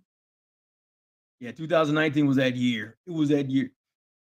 Yeah, so as soon as 2020 hit, man, it was like the moment 2020 hit and all these drivers like got off the road because of the pandemic and everybody was scared. I don't want to get sick. I want to die. I was like, well, I caught COVID and I was sick in December of 2019. So it's probably what they talking about because I was sick, like super sick, like to where I couldn't sleep because I was breaking out in cold sweats. I was like, man, I can't go to sleep because I'm sweating to death. So I had to go take a shower at 3 o'clock in the morning, climb back in bed, sleeping on towels and everything. I was like that sick, but I wasn't like immobile. I was still up and moving around and everything. But it was like, man, I'm sick as hell. Something's wrong with me. So after that passed, I felt way, way better. Like I was way energized and everything else. So I was driving, driving, driving. And all of a sudden, people was like, "Is this thing out called COVID?" And I was like, "For real, what does it feel like? Well, what's the symptoms?" So they started telling all the symptoms and everything. I was like, "I think I just had that, dude. That's crazy. I just had that like a couple of months ago." So I was cool. I was driving, making money. I wasn't scared because I had already had it. So I was like, "I'm cool." Then they started saying, "Oh yeah, even if you had it, it doesn't make a difference." And I'm like, well, I should have been dead by now if it don't make a difference. I'm just saying. It's like, because I had it in December. It's now like May, and I'm still alive, and I ain't been sick again. So I'm like the test pilot right now. So everything looks like it's okay. Mm-hmm. Woo! Uber Black Money, Uber Eats. Oh man, bruh. When I show people what I made back in that period, it like I don't even like pulling up my statements from that period because it makes me feel like I'm not worth shit now. That's how bad it is. I was like $2,700. I got what's the name? I got videos on my channel. I don't even look at them damn videos no more. I got a Lyft video on there, $2,700. And it was like 50 hours. I made like 2,700 bucks. It was crazy. I'm like, what the hell's going on, man? It was like, I mean, they was throwing I was hitting $700 bonuses, $900 bonuses, $600 bonuses. I mean, it was just, and the rides were just coming, and the rides were all good because they all had bonuses applied, surges applied, tips was coming through. It was crazy. I don't even look at them videos no more because it makes me feel like, dude, you're struggling right now. That's how good the pandemic was. The pandemic makes it like we're struggling right now. That's how good it was. But forget that, man. Yeah. Yep. And a lot of people did that, man. A lot of people got sick right in that time frame.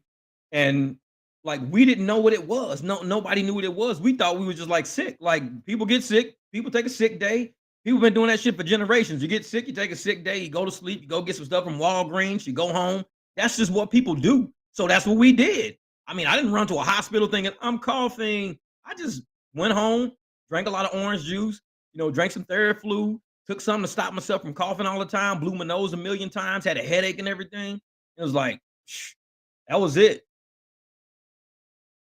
And after that, I was like, yeah, I think I can survive anything. If I survive that, because dude, every night I would wake up, like I would fall asleep, sleep for about maybe an hour, hour and a half, and wake up just drenched, sweat. I'm like, what the hell is wrong with me? Like my body is fighting something. I'm like, I have a cough. That's about it. But my body is seriously fighting something. Like I ain't never sweat this much in my life. And I play sports. This is nuts. I have to get up and take a shower just to wash all that shit off and then lay on towels back in bed again. It was like, man, this is crazy. But I was like, nope, nope, not doing it. It was last point. When he shut down. I know that was, yep, yep. And that's what it was though. Especially February of 19. Wait, February 19 or February 20? You're probably thinking February 2020 because February 2019, because I think the first person on Earth got it in August of 2019, but they didn't tell us about it until March of 2020. So they was like, "Oh yeah, somebody caught it in August of 2019." Well, how come we just now finding out about it? Because they didn't shut no airport down from August of 2019 all the way until like February of 2020. They never shut nothing down. So people were traveling the world the whole time. It's like, man, yeah, yep, yep. Yeah, that's what it was. And that was me. Like I mean, if you took a deep breath, you would cough. And that was the most painful part is coughing. I was like, please don't cough, please don't cough. It was killing me like that. F1 and Super B. Oh yeah, oh yeah. And what happened? They shut it all down. Like, dang it. I know it. They said, I think he went to the market and ate that soup. Like, nah, they ain't eat no soup. We know what it is. We ain't stupid. It's like we ain't stupid. We know exactly what happened. Because I mean, we can have a whole video on that. Trust me. Because I think right now, everybody's talked about it. Everybody's researched it all. The the stories are out, and I mean the documented stories are out. Not just the conspiracy theories and stuff like that, but the actual document stories that used to be people that said they were theories that now are actually truth now, and people are admitting that it's a truth now. So we can go back over time and look at things, and that's why I had to get out of I had to leave Facebook. I had to because Facebook was drowning people with things that were so fake and so false and misleading. I couldn't do it every day. I couldn't just log on and exactly, exactly. I think I had one on Rumble talking about it too. But it was like I couldn't get on Facebook every day with a clear conscience talking to people who were trying to sell their family and friends some shit that they didn't know nothing about. I'm like, Y'all act like y'all created the shit in a lab. It's like, no, no, you don't understand. You can't just tell people and mandate people to do this, and you have no idea what the consequences could be once it's done. It's like sit back and relax and chill and let them come out with some facts first. Oh, these are facts. These ain't facts. Don't think so. And then, oh, well, actually, it's changing with the science. No, it's not changing with the science. It was all bullshit. It was lies. Come on, let's keep it real. We're adults. We can say that. It was bullshit. Now you could tell the kids, oh, it's changing with the science. You could do that all you want to the kids, but adults know bullshit when they hear it. And it's like, exactly, all turning facts. Exactly.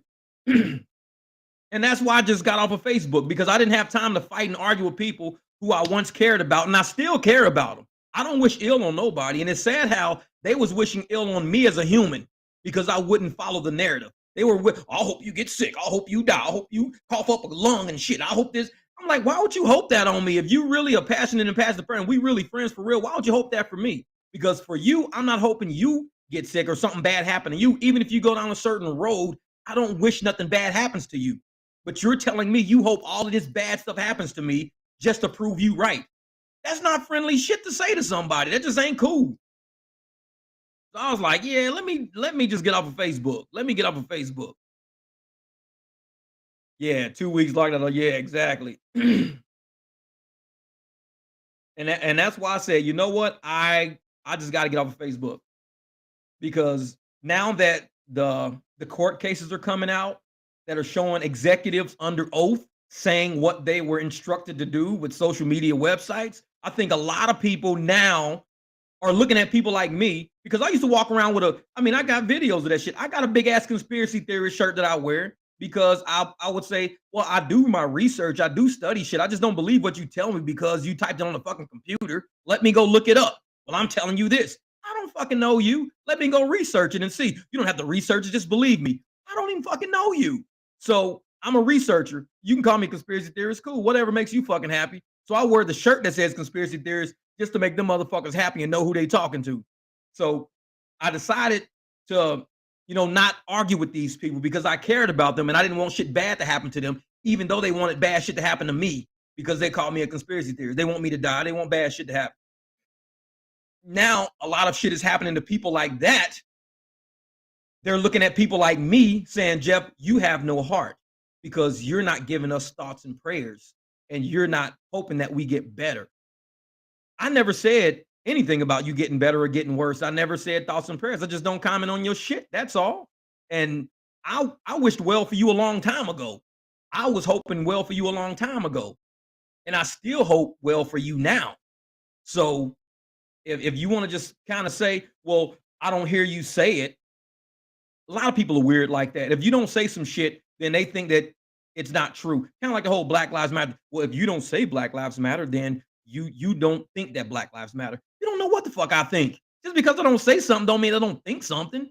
I could think fucking unicorns are stupid, but I don't walk around with a t-shirt saying unicorns are stupid just for you to believe it.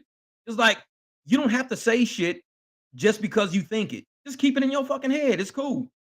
And it's like if you don't think Black Lives Matter, that's on you. If you do think it, then that's on you. But you don't have to say it. Just how do you live? Do you live good?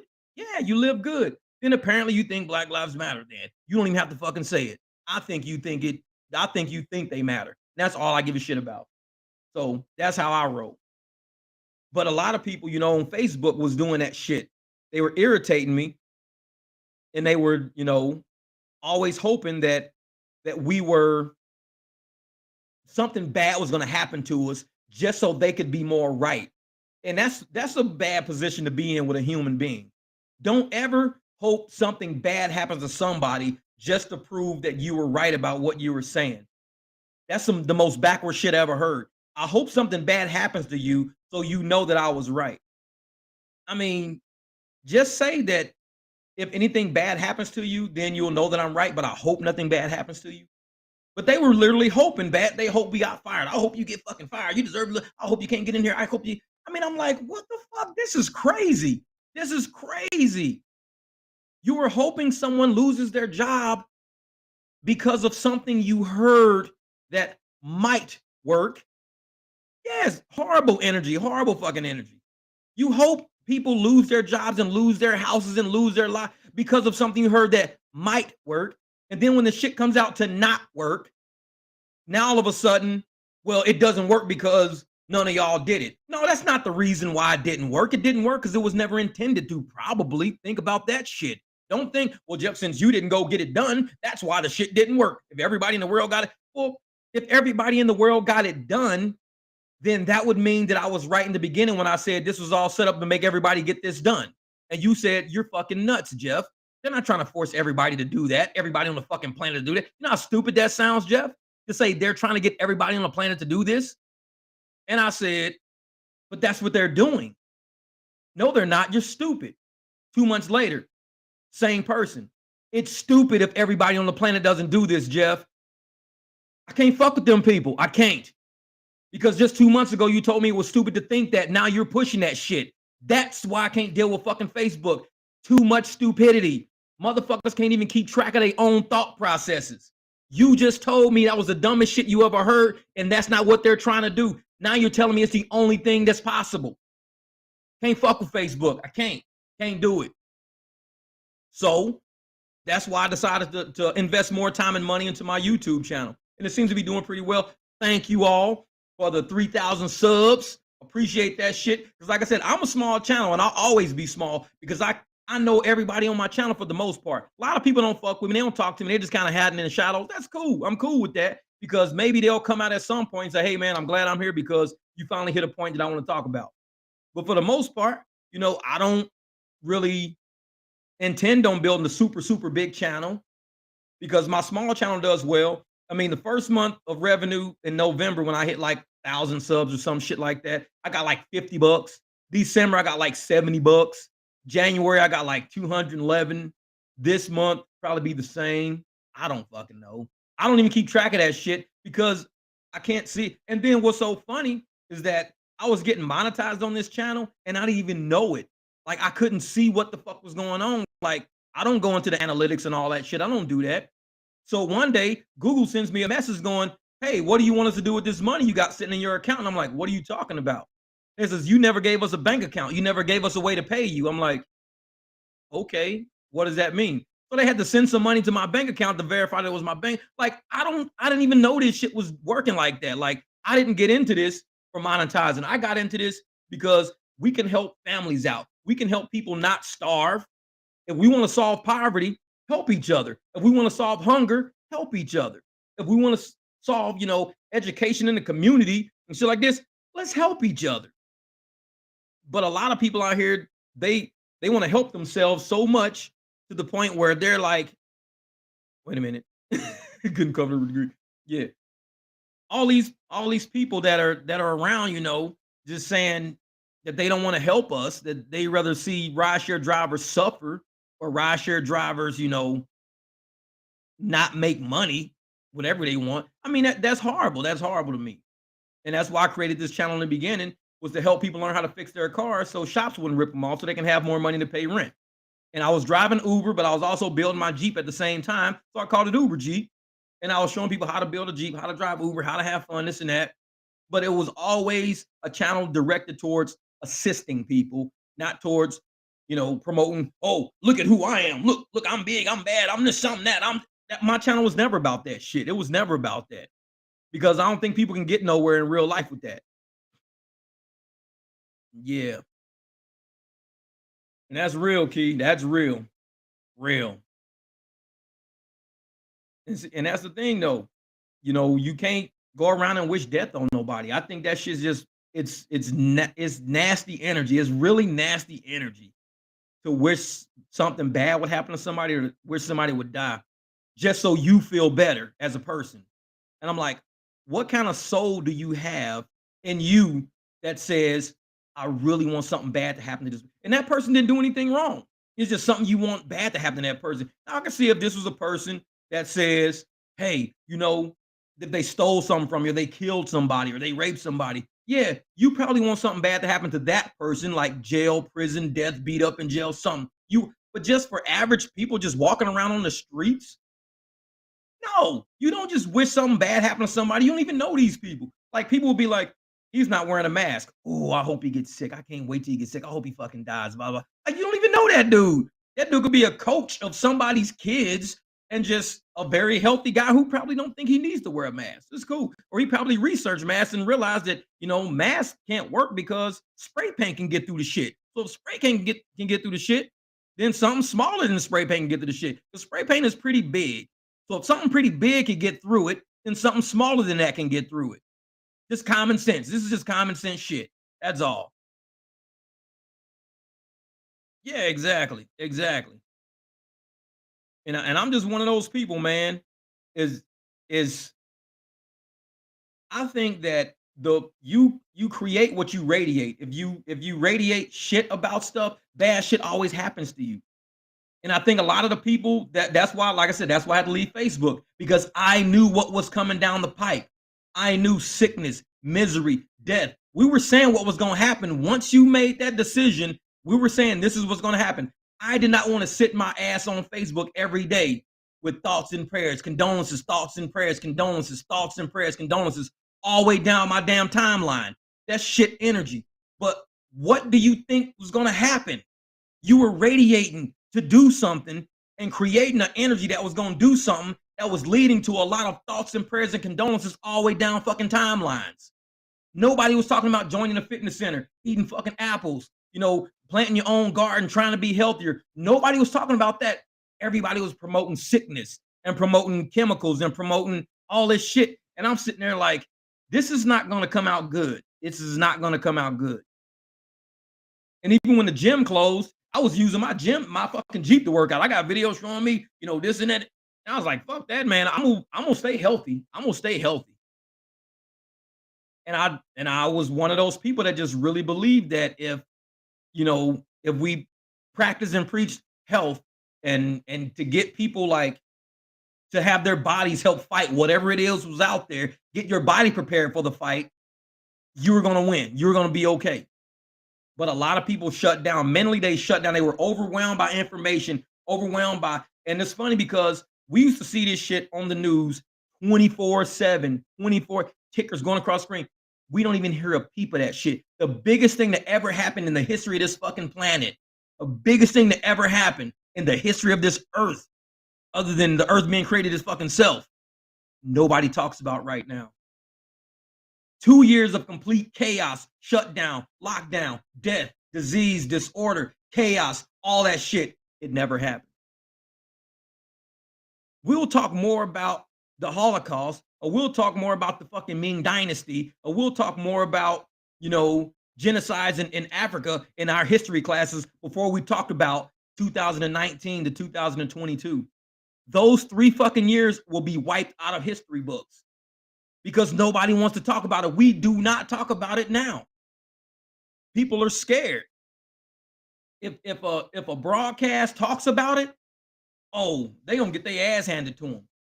CNN will never mention anything about it. CNN was the main proponent for telling people to do this shit. They don't even mention it no more because nobody wants to be liable for the bullshit that was told. And they know it's bullshit now. I mean, everything that's going on right now, with all of the people with the died suddenly, with that whole, I watched that shit. I don't talk about it on my channel, but I watched it. And it's true. It's not a lie. It's not a made up movie. It's not a production. It was no actors and no cast and no directors and no fucking script. It was shit that really happened. Nobody's talking about it for a reason.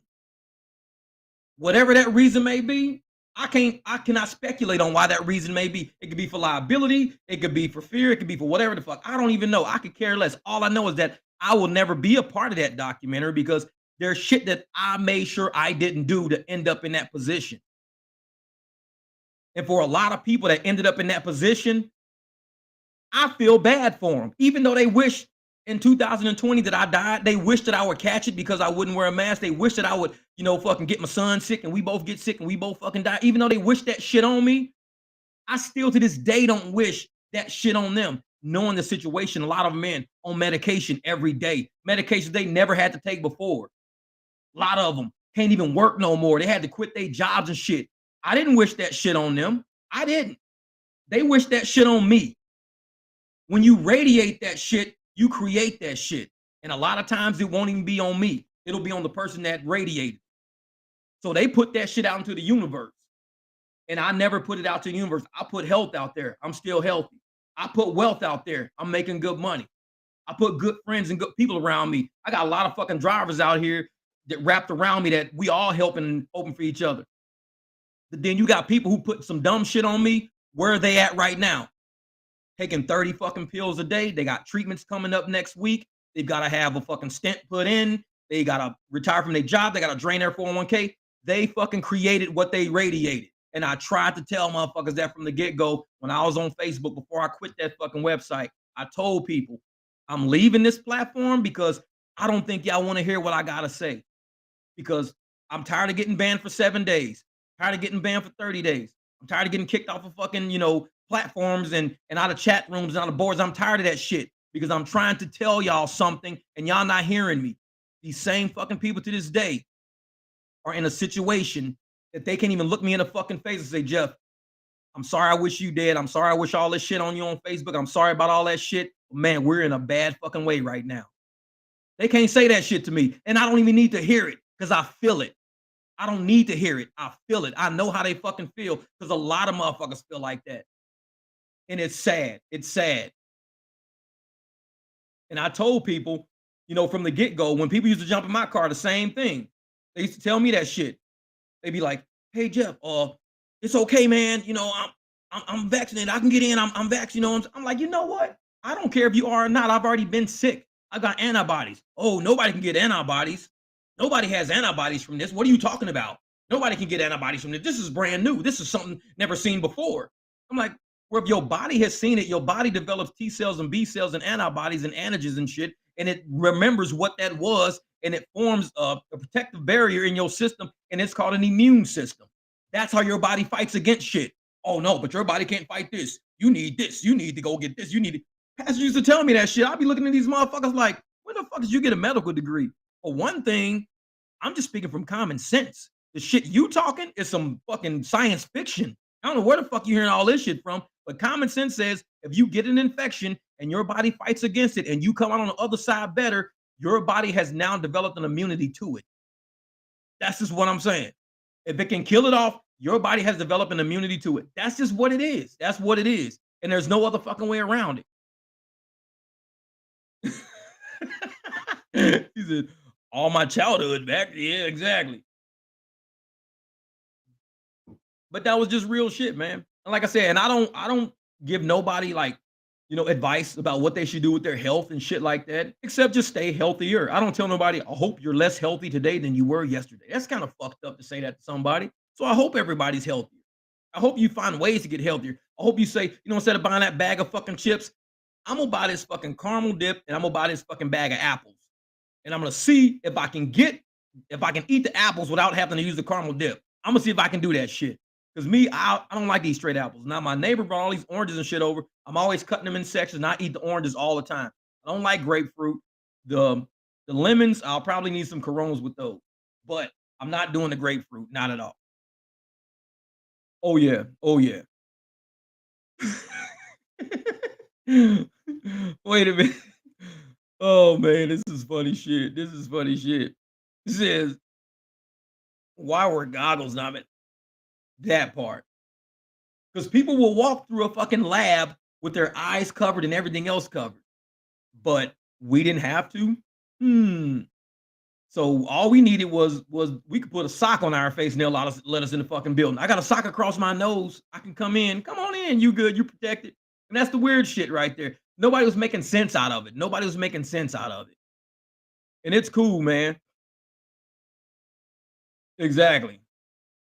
Exactly. I mean, I lived at Home Depot. I built the fucking pool deck during the pandemic because the only place that was open was Home Depot. I couldn't do shit else. So I built the fucking pool deck.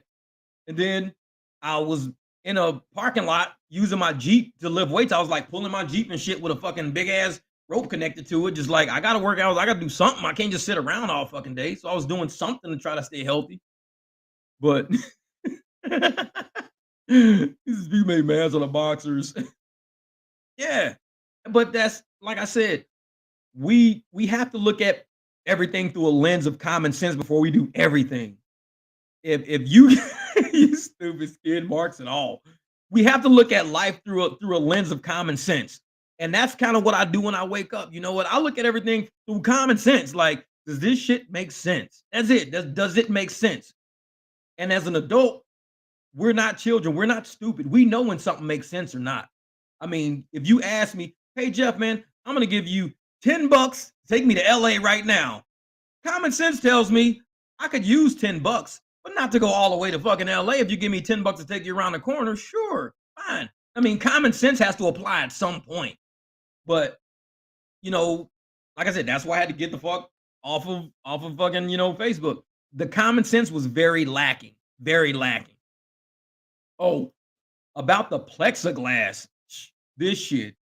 You go to a store and they've got glass like a square in front of you. There's like a square like this. There's nothing around the sides, the bottom, or the top. It's just a square. And people say, well, it's for droplets. And I'm like, well, droplets they do aerosolize or whatever. They can float around. Droplets can float around. No, it only travels like 2 or 3 feet. And then it went from 2 or 3 feet to 6 feet. And then went from 6 feet. Okay, it can make it across the room up to 13 feet. I mean, they just kept getting worse and worse and worse. And everybody was like, from the get-go, we told y'all all of this shit y'all was doing was making no sense. We tried to tell you that. All of this shit is making no sense. And they just kept, when they would say something, it would be stone in concrete. This is what it is. There's no changing it. This is what it is. 2 days later, you know what? This is what it is instead. This is what it is instead. It's this instead. It's this instead. 3 days later, you know what? It's this instead. And at some point, common sense tells you these motherfuckers don't know what they're talking about. Common sense will tell you that. Because if you keep taking your car to the mechanic and he says, it's your brakes, then you get there, new brakes on, actually, it's your radiator. Okay, swap out the fucker. Actually, it's your trunk lid mechanism. At some fucking point, you're going to say, do you know what the hell's going on? Do you even know what you're doing? Because you keep screwing around. It's like you can't keep changing the shit around and expecting people to follow what you're saying. Like I said, common sense. And that's what it is, the brainwashing, that shit. That shit. And I'm one of those people that I really believe that if everybody understood, I'm gonna type a name in here. Edward. That name right there, if everybody goes and research this guy's name, just Google his name or whatever. Governments all over the world, governments, like governments, people who govern us, research this guy to help control the populations around us. No bullshit. They've been using his methods all the way as far back as like World War One.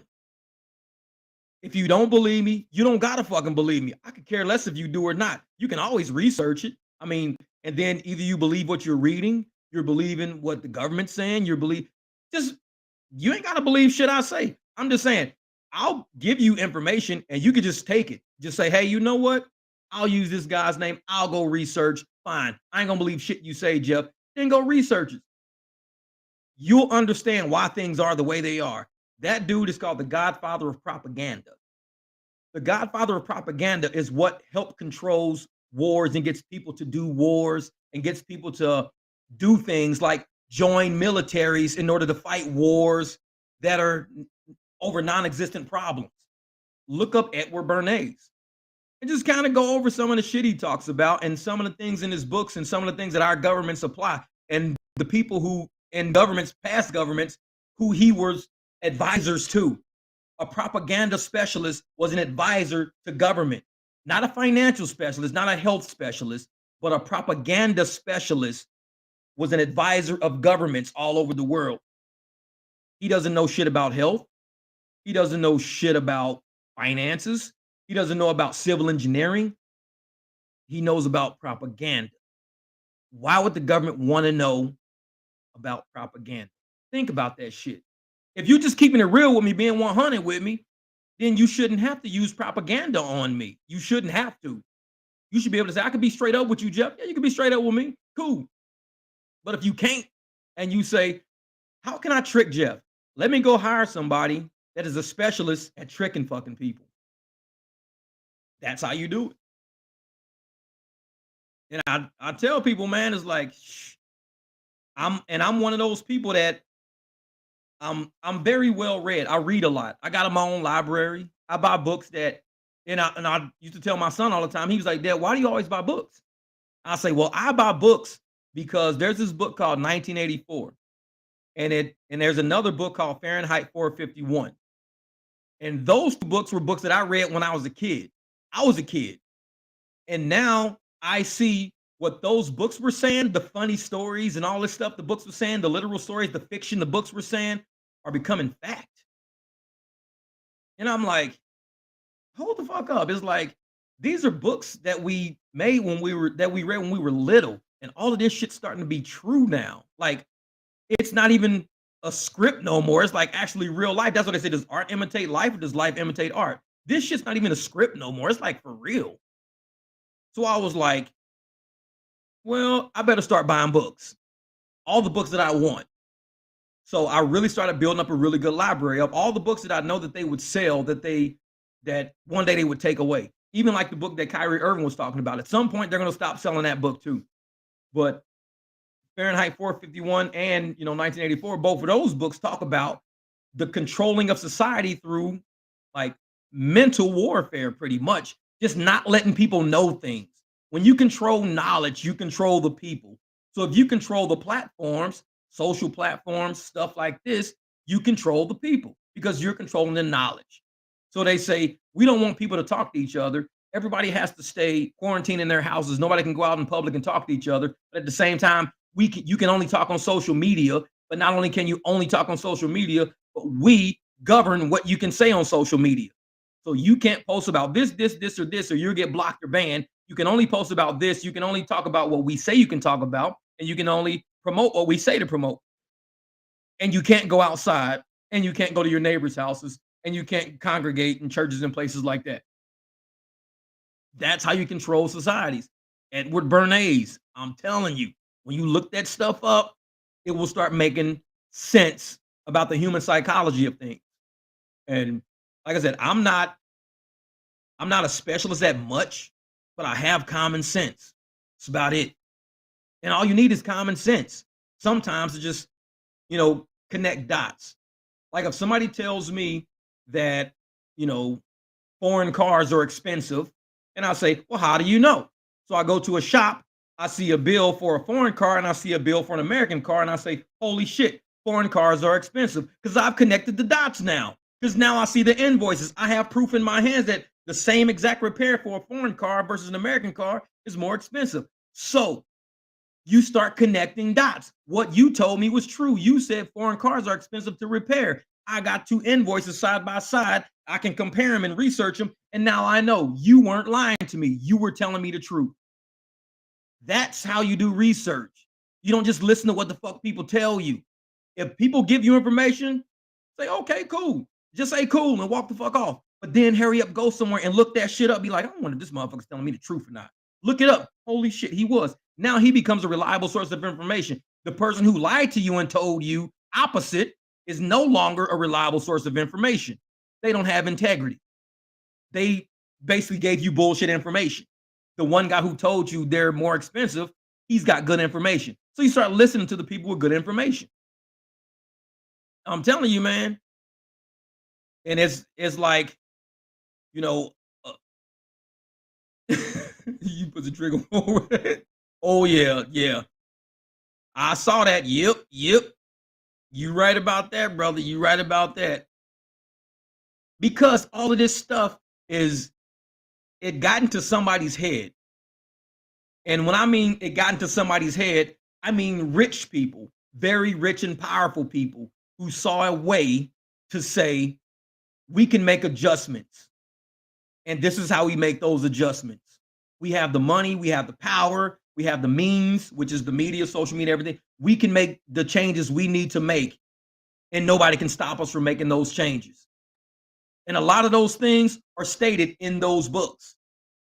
A lot of those things are stated in those books. They're the changes that people have thought about making, rationalized making, think is a pretty good idea. Like a lot of people thought it was a pretty good idea to inject everybody across the planet. They thought it was a good idea because they thought once you get it, you're no longer a danger. That's what they thought. If you get it, you're no longer a danger. You can now go outside. You can go to work. You don't have to wear a mask. That's what they thought.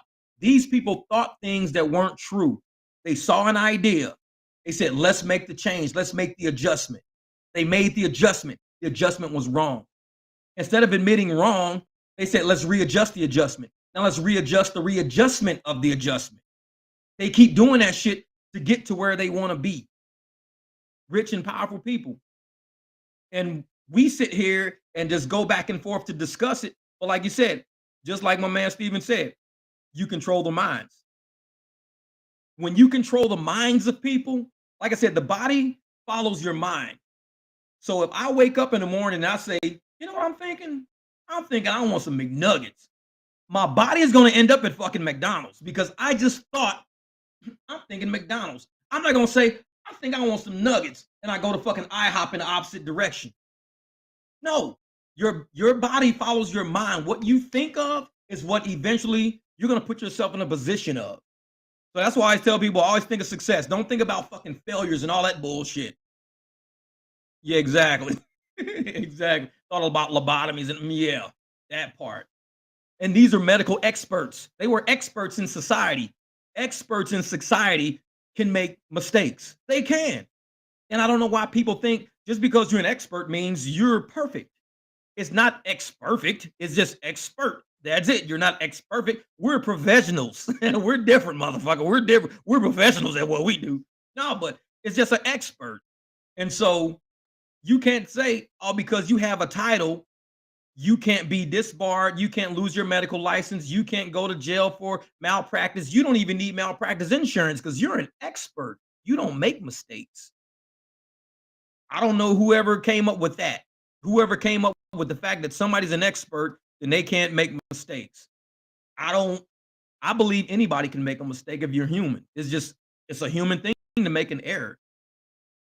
But it's a more humane thing to admit you made an error and to say, I made an error in judgment or I made an error for something. This is how we need to fix it. Either I need to step down, move away from the situation, resign myself from it, recuse myself from it because I made a mistake and allow somebody who didn't make a mistake that I made come in and help me fix it. But you don't let a motherfucker make a mistake. Exactly.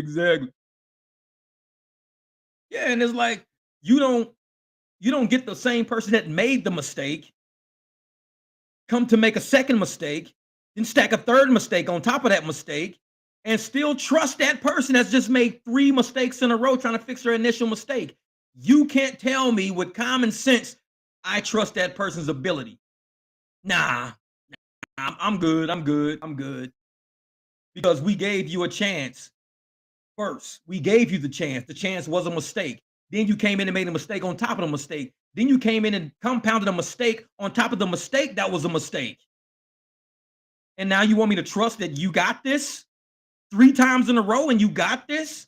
This is the shit we were going through 3, 4 times in a row. You got this?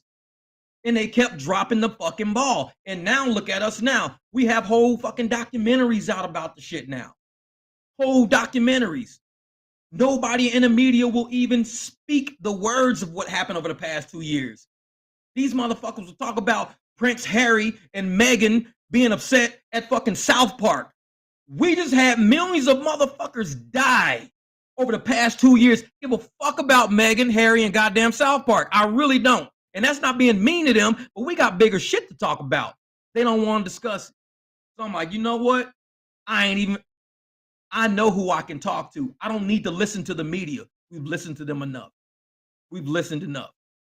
And a lot of them don't have the nuts to even go under oath to speak about what they really know because they fear perjury. They all fear fucking perjury. You know how many motherfuckers will be in prison? How many media people will be in prison if we had them speak to Congress under oath? We'd have goddamn half of Hollywood in prison right now. All these directors, executives, executive directors, CNN anchormen, they all would be in fucking prison right now for perjury. None of them want that heat, though. They don't want that shit. So what do? They act like it don't exist. Hey, you know Prince Harry and Meghan Markle? Motherfuckers are on South Park now. Who gives a shit? I don't. But that's how it is, though. That's how it is. And we bounce around and we play that shit. So I tell motherfuckers, I'm like, you know what? I got off of any platform that promoted that shit to that degree, I got away from. Got away from. That should be the first red flag. Exactly. Exactly. Uh-uh. You have to vet the experts. That's right. That's right. Yep. That's it. Tell a flat out lie.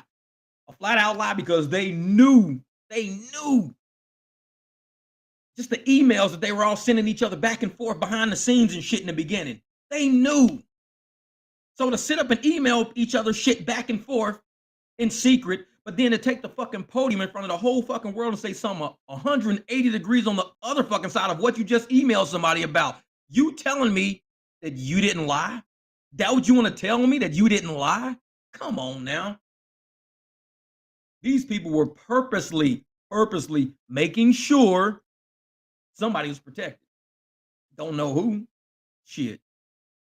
Hey, that's my man Tony. He's out. Tony's out. Hey, get up tomorrow and drive. Hey, man, y'all got a storm headed your way, man. So be safe out there, brother. Be safe. It went over Steven, it went over me. I think some more coming out. So just be safe out there tomorrow, brother. Another 280 day tomorrow. Can we do it? Can we do it? Let's do it. No,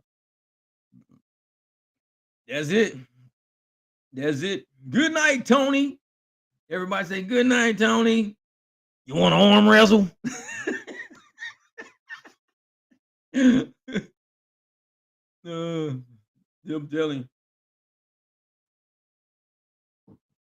That's it. That's it. Hey, it's Friday. That's it. It's Friday. So hey, the fact that it's Friday, people are, the Super Bowl's over. Everybody's gonna start hitting the bars and trying to get they spring ready. Money's about ready to flow right now. A lot of people got their taxes back early, I heard. Some people already got, their bonuses, their winter bonuses from last quarter. A lot of companies gave out bonuses after December or whatever. So January, February, people were compiling all their bonus. So people got bonus money. They're gonna want to go out, they're gonna want to drink, they're gonna want to kick it. And that's why we got our cars. Like, hey, have all the fun you want. I will be there to pick your ass up. Make sure you got a $10 tip. I'm telling you, shit. Hell yeah. Hell yeah. That shit's funny as hell. That shit's funny. Mm. Man, hey, that's real, brother. That's real, man. Get out there and make that money. Hey, and that's what we do, as drivers. We sit around, and that's the thing I like about we have real conversations about real life. There's just the past 15, 20 minutes, we have real conversations about some real shit that a lot of people are scared to discuss. And we don't even have to be, straight with it. We don't even have to say the words because all we got to do is say the situation, and motherfuckers have common sense enough to know exactly what we're talking about. That's how powerful this shit is. That's how we know when people say, "Hey man, people were brainwashed." We know exactly what the fuck we talking about. We don't have to say. We don't even have to say. That's how powerful it was. That's how powerful it was. People were brainwashed, and a lot of people. Oh man, hey, you didn't miss much, brother. You didn't miss much. I'm like I said, this live will actually be recorded, so it'll be sitting on my channel. So whenever you got free time, if you chilling at the house or whatever, either driving, cleaning up the yard or something like that, just play it. A lot of funny stuff. Trust me. The funny parts, man. It was some funny shit went down tonight. Crazy shit. But yeah, but even about the whole brainwash thing, though, man. A lot of people know what we're talking about. We don't have to say it. But just being the adults that we are, you know, yeah, exactly. The amount of times you never in a million years that I thought that would become a word I would use like 50 times a day. Never, never. Hey, right, Ryan, man. Hey, and I'm gonna tell you something, Ryan. You know, and I'm a person that y'all know me. I just say shit. That's just me, man. I say shit because I stand on it. A lot of people that know me, that's how I am. But you know, if we don't start thinking freely and stop thinking racially, we won't make it as a human species. We won't make it. We need to stop thinking racially and start thinking freely. Like, look at information because it's in front of us, not looking at information based on who our parents are. I was born to two black parents. I guarantee I don't think nothing like them. I guarantee it. I know I don't think nothing like them. A lot of people in my family sit up and tell me, "Man, you sure you wasn't adopted?" And it's not. I am an energy on this planet. I was born in 73. I'm an energy on this planet. I just so happen to have black skin. I got black parents. So of course I'm gonna have black skin. But my brain is not black. My energy is not black. I am a black man, but I live in this universe on this planet in a totally different energy realm. So when I sit down and I talk to somebody, I wanna I wanna speak to everybody as a human. I don't want to speak to you as an Asian guy or a Mexican guy or a black guy or a black girl or a white girl, or I don't want to speak to you like that. I want to speak to you like a human. Like, what do we got in common?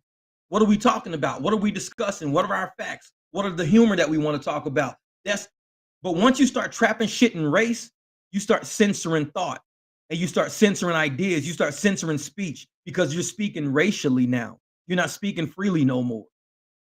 And we trapped into that fucking realm right now where we don't allow certain friends. Like, I got a lot of friends. My sons are both mixed. So they got a whole white side of their family, they got a whole black side of their family.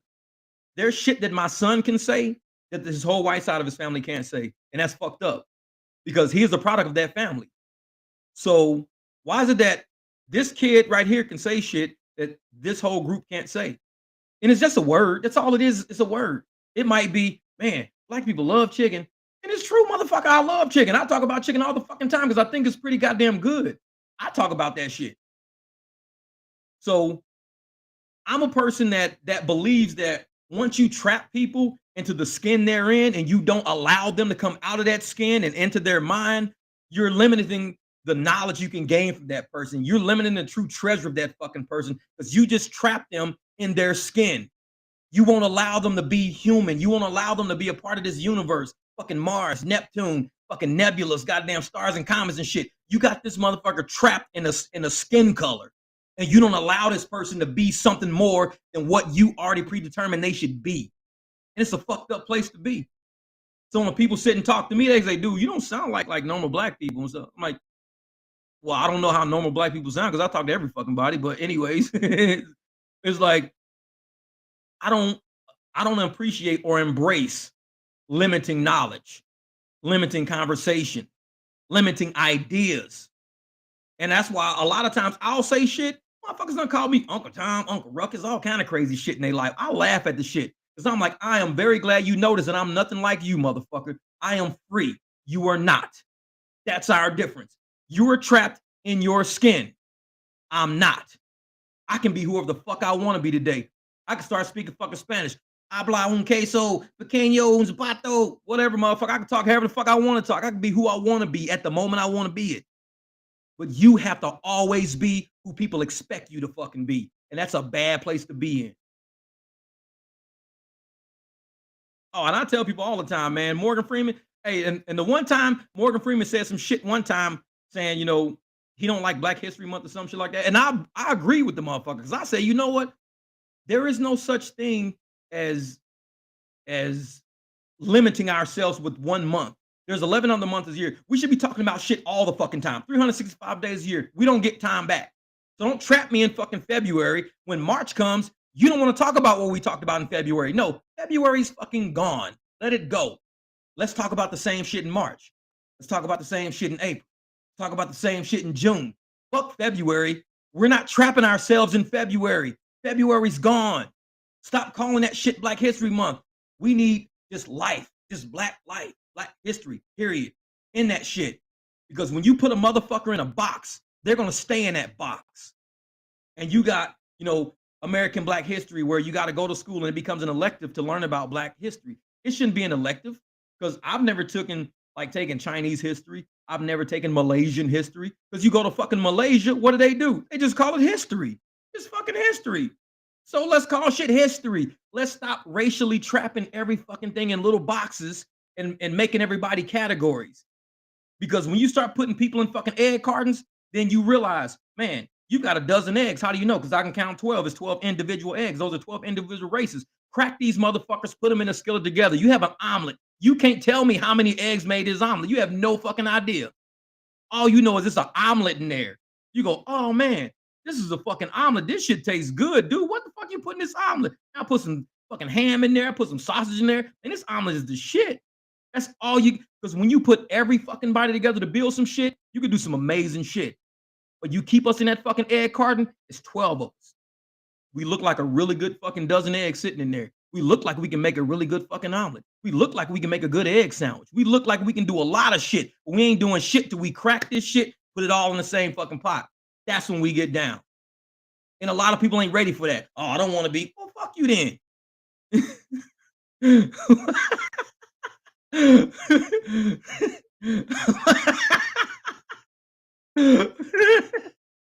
Hey, I have no idea what the fuck I said. Hablo un queso, fucking zapato, the bango, whatever, motherfucker. Pequeños zapatos.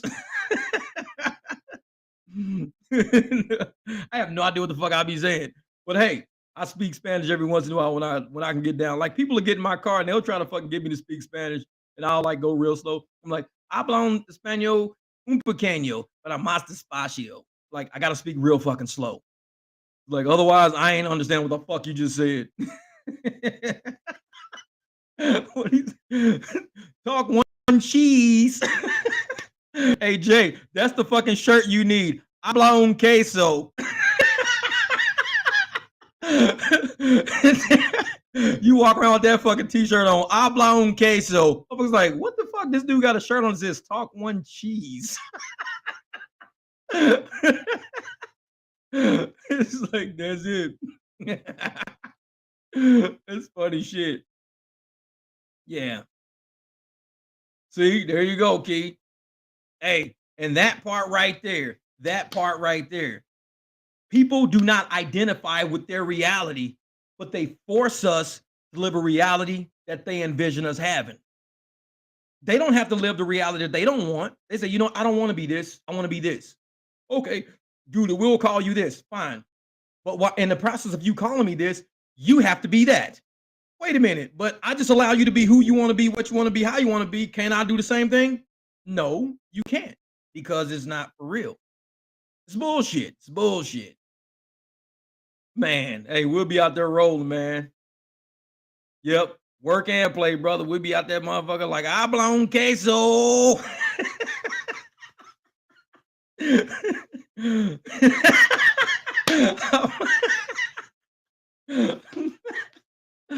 Talk one cheese professional. That's you. I blown queso professional. That's just funny as shit. No, hey, Mr. Gambit. Hey, brother, I'll come out to California, man. Like I said, I'll probably get some new tires next week. So next week I'm gonna get some tires. I like to come out to California when all these weather patterns make it through. Because I want to head out to Venice and all that shit. Like I said, I'll make sure before I come out there, I'm gonna hit you up, Steven, hit everybody up. Because when I get there, I'm leaving the tops in somebody's house and we rolling around all weekend with no fucking tops on. That's how we gonna do it out in Cali. We gonna come out blasting music, cruising down PCH, laughing, having a good time, stopping, getting some Cold Stone and some chicken wings. That's it. Jay is stupid. Jay is stupid. He's the fucking oblong case on professional. He don't make no sense. He's the only one who fucking trying to break down what I was saying. Like, and I'm just talking shit, you know, and this motherfucker said, you said, talk one cheese. Jay, you must know Spanish. I can't pull shit over on Jay. He knows Spanish, man. See, I could do that shit to somebody else. Jay ain't letting that shit slide. Hablo un queso professional. Hey, Jay ain't falling for that shit. Jay gonna mess gonna be like, wait a minute, you charged me too much. How do you know? I'm like, cause he can speak Spanish. This motherfucker will call you out real quick. Remember that shit? We gonna get Rosetta Stone to sponsor us. Jay works for Rosetta Stone. We knew it. Knew it. That motherfucker worked for Rosetta Stone. He said,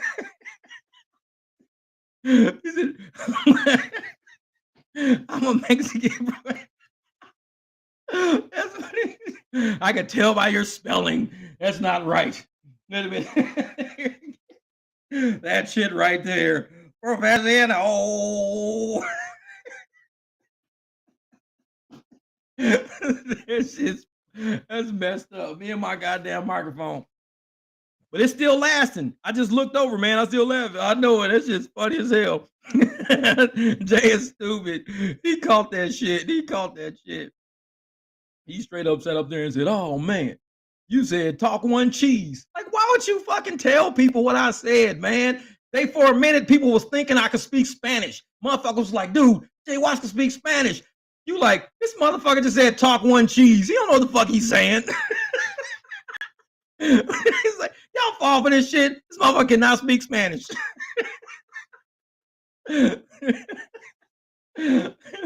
Jay straight called me out. That's fucked up. That's fucked up.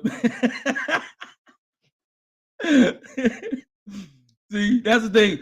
So when we go places, we taking Jay with us. Now we know we got somebody who can speak Spanish. We're taking Jay with us when we go.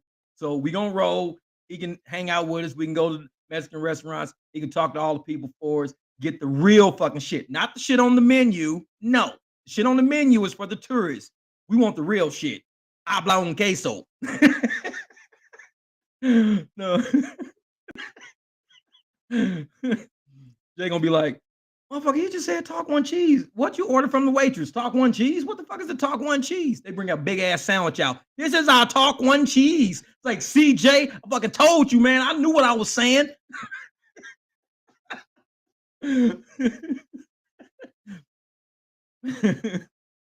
Exactly. The real sauces and quesos and tequilas. Don't give us the shit on the menu. That's for tourists. We want the real shit. Jay, hit them up. Habla un queso. Mm. Fucking talk one cheese. I was just saying shit. I didn't even know what the fuck I was saying. You called that shit. Man, that shit's funny as hell. That's just funny. Nah, but man, we've been on almost 3.5 hours, man. Shit, hey, what time is it now? 12:40. I was almost 1 in the morning, man. Woo, this was fun. This was fun. We're gonna have to do this shit again. I'm gonna have to get another microphone, something, at least another mic box. But it's been lasting this long. I don't know what the deal is. But definitely though, I appreciate you guys for just sitting, listening. We didn't really get into too many like rideshare topics and all that shit, but we had a good time. We had a good laugh. I mean, I think we all needed it after some rough weather, some slow weeks, and hard driving and all that. It's pretty cool. It's pretty cool. I appreciate that, Ryan, man. Like I said, hey, you guys made this stream. I'm gonna tell you right now, I had the camera running, but I don't know what it is about the comment. We got some funny ass drivers, man. Some funny drivers. I'm telling you, Kiki, for real, for real. Like I said, just the people are just quick with it. They're so quick. And like the humor is there, the sense of humor is just like banging with these drivers. And that's like I said, if there's a way we can all get together and just have a night out, I don't know how it's gonna happen, you know, but one of these months, years later down the road, when everybody get their money up right and everything, we've got to find a way to get together. Yeah, Jay, exactly. Man. Jay busted me open with the Mexican shit. He busted my Spanish wide open. Kill me, kill me. But yeah, man. But like I said, we got a lot of good energy, on these channels. And the way Kiki, the way she jumps in all the time, and she kind of keeps the rideshare community together as far as keeping us on track. Because she's doing, her whole thing with the ebook, and anybody doing delivery, trust me, is y'all gonna be like, this is a good investment. It's a lot of good knowledge. Like I said, I buy books all the time. I've got a whole library in there. I've been online buying books.